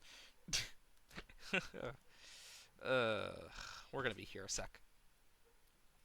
But yeah, like with with streaming and stuff, it's also been partial practice for just D&D stuff and the other way around as well. Like, and I think that's one of the coolest things is you can use some of the stuff you learn naturally from different sources for different things. Like, just in general, you can learn to change your voice and create different voices for different characters, which helps a lot for different games with lots of just talking characters, like with Dicey Dungeons. If you want to see me voice act more, you will see that in Dicey Dungeons.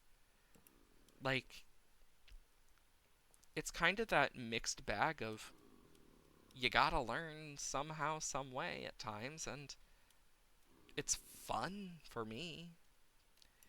Like, just in general, like, knowing how to do the different voices, learning how to use them in the right ways to pronounce specific things a lot more sternly that a character might pronounce more sternly. Like, just in general.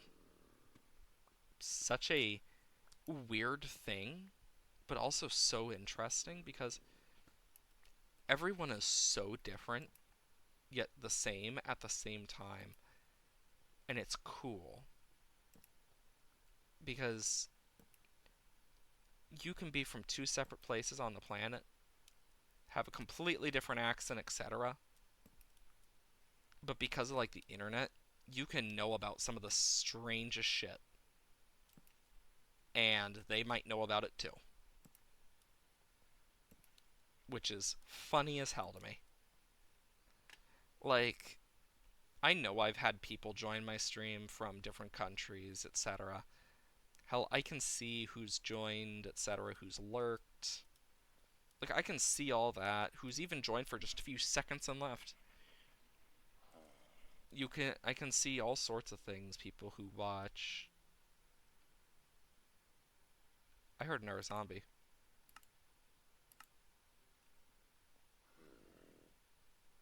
Okay, so it's this way.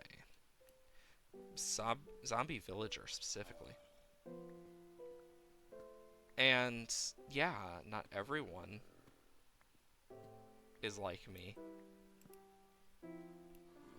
in terms of that, but that's okay with me. Okay, so it is like this direction.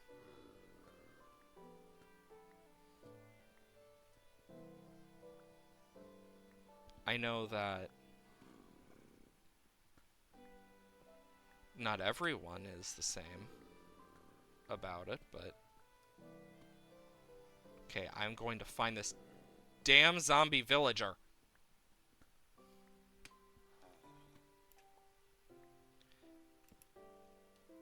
My question is it up or to this way?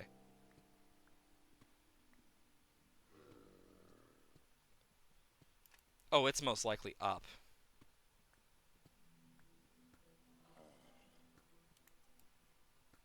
I wish it would tell you down or up. Because it very well could be down, too.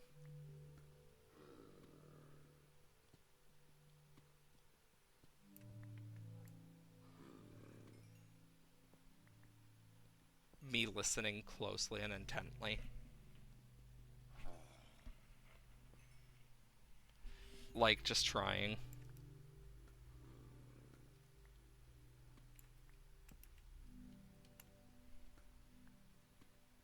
Okay.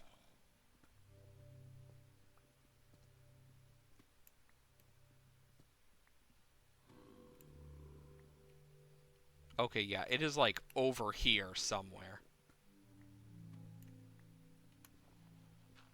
I am going to fucking find this fucker.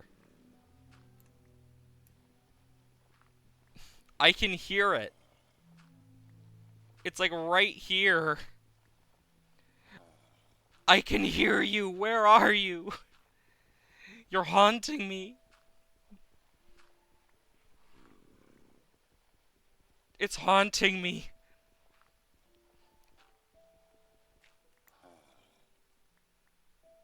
Okay, so it is like...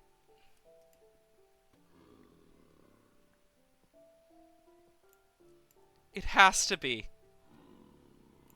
I found the fucker!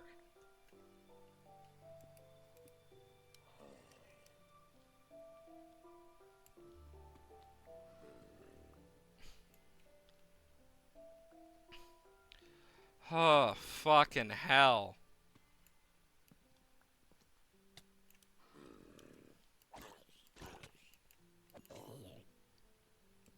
There we go. Don't tell me this is just a small thing. Of course it is.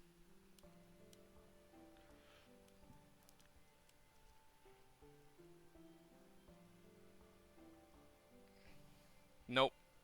I'm just like trying to see a bit.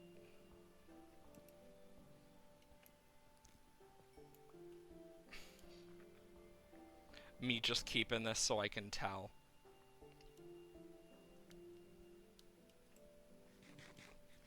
Chomp, chomp, chomp, chomp, chomp, chomp, chomp, chomp, chomp.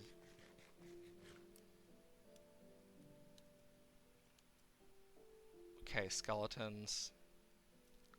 Always gotta be ready.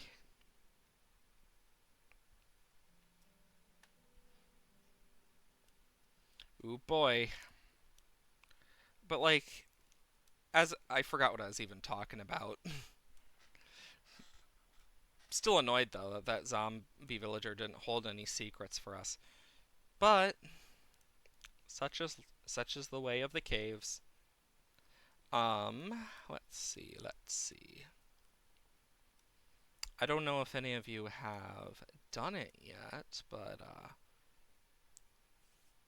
for those of you who have done the thing for Scarlet and Violet, there is the Pecharunt event. I've talked a bit about it.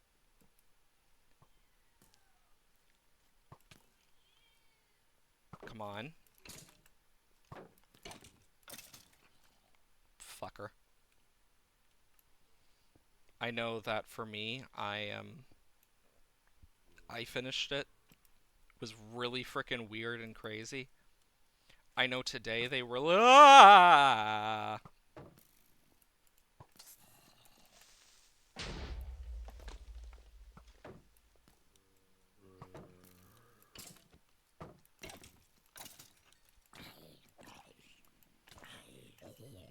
My booties! No!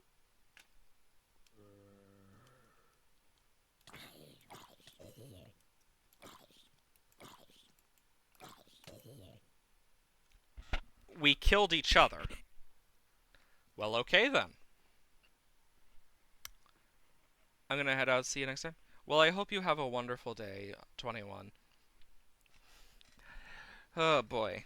Time to get my stuff. Once I get my stuff back, I'm gonna finish up looking a little and kind of mark out exacts. And then we'll kind of try and get a bit of a mine going straight to it, I think. And then with that, like, yeah. We'll need to... I'll probably, like, mark down the chords and stuff. Dooba dooba dooba ba ba ba da ba. Ba da ba da ba da ba da ba. Ba da ba ba da ba da ba ba ba. Ba ba ba ba da ba ba da. Ba ba ba da ba da ba ba ba. Ba ba da ba da ba da ba ba ba ba da ba da ba ba ba. Da ba ba ba ba ba da ba da ba da ba ba ba. Did I go back this way or not? I don't remember. Chat, do you guys remember? I think I did go back this way. Yeah, I went up here. That's what.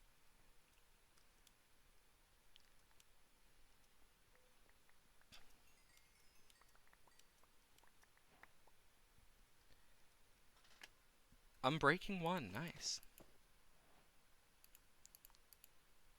Okay, we got my pickaxes back, my food, my torches, helmet and sword.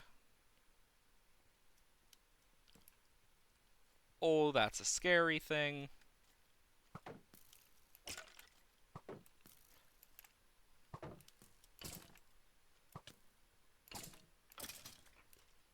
Whoo boy. Okay. Let's see, let's see, let's see. Nope. I'm like keeping my ears open like really wide in a way. About as wide as an ear can be open, I guess. Keeping my ears open though for any sounds. Well, I'll take the coal. Ooh, iron. Then just next pickaxe. There's a reason I always take multiple pickaxes on these types of journeys until I get in chance. But, yeah, I know for me, I am really happy to just do this. I love... Oh gosh. I love this game. In its own ways. But it's definitely not perfect. Nor is it close. Nor does it need to be perfect. I don't know if any of you guys have played It Takes Two. It is such a fun game. And so chaotic at the same time. It's actually kinda crazy. But it's definitely one of those games I suggest a lot, because it is quite fun. Make sure you do it with someone that, you know you can get mad at and be fine with. That's the best way to put it.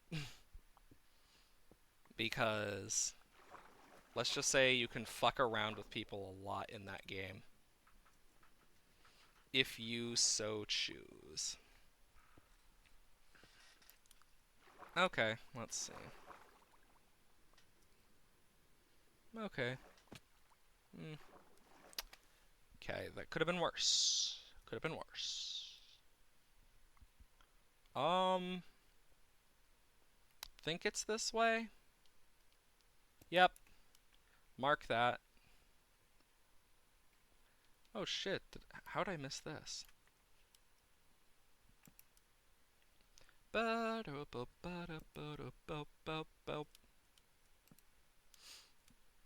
don't know where this goes, but we'll find out. I know that, nonetheless, though, I do enjoy this. I do have a YouTube channel that, I post, like, these streams to eventually. And it's usually, like, the raw footage, but it usually takes a while for me to put them up and stuff. Mainly because YouTube stuff, but, yeah, I try to get that stuff up and moving. But, yeah. Big yawn. Like, I definitely try a bit.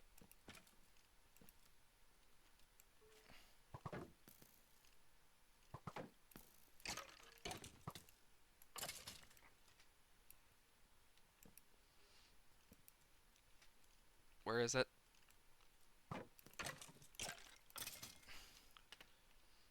There we go. But yeah, like, I try to post some of the stuff on YouTube and stuff.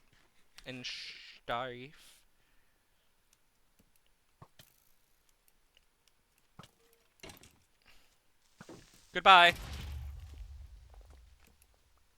It's so satisfying when you get to do that. Just kaboom! It's fun. Bop. I'm gonna leave that coal there for now because I think I might silk touch it.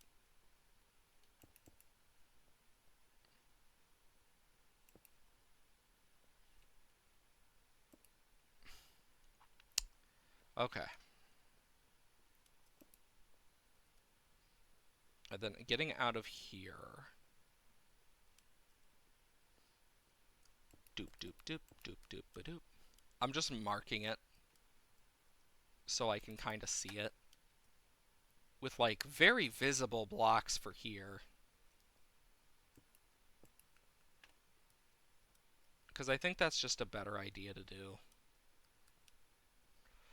But I do hope everyone is having a wonderful day.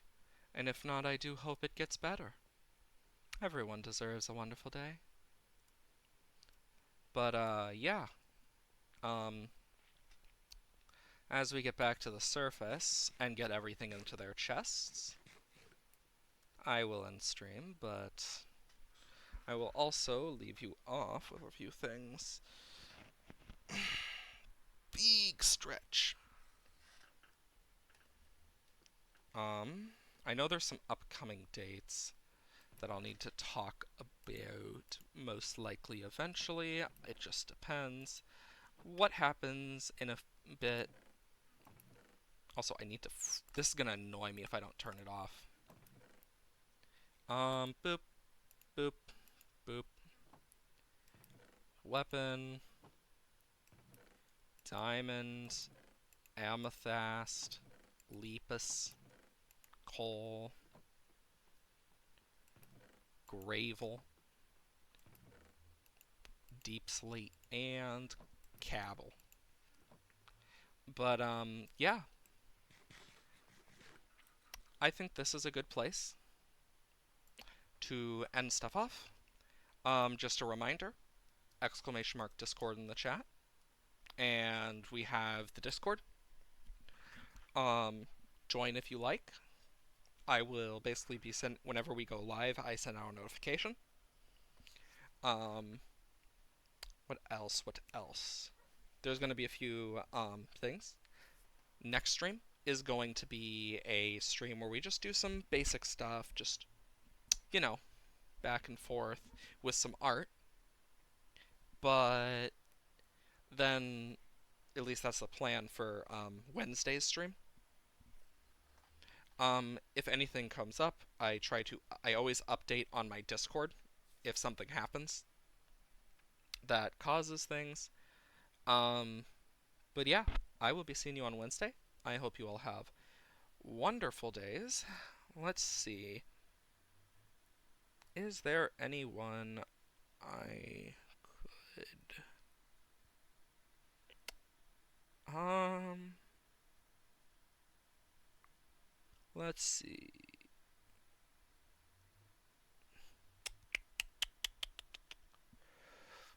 Hmm. But yeah, no, I can't send that. Damn it. It's fine. Once I can figure out more about how raids work, I'll do more of that stuff. But yeah, I do hope you all have wonderful days.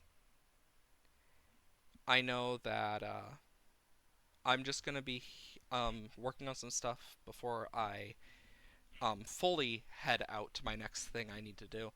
But I do hope you all have wonderful days. I'll be seeing you guys next time. See ya.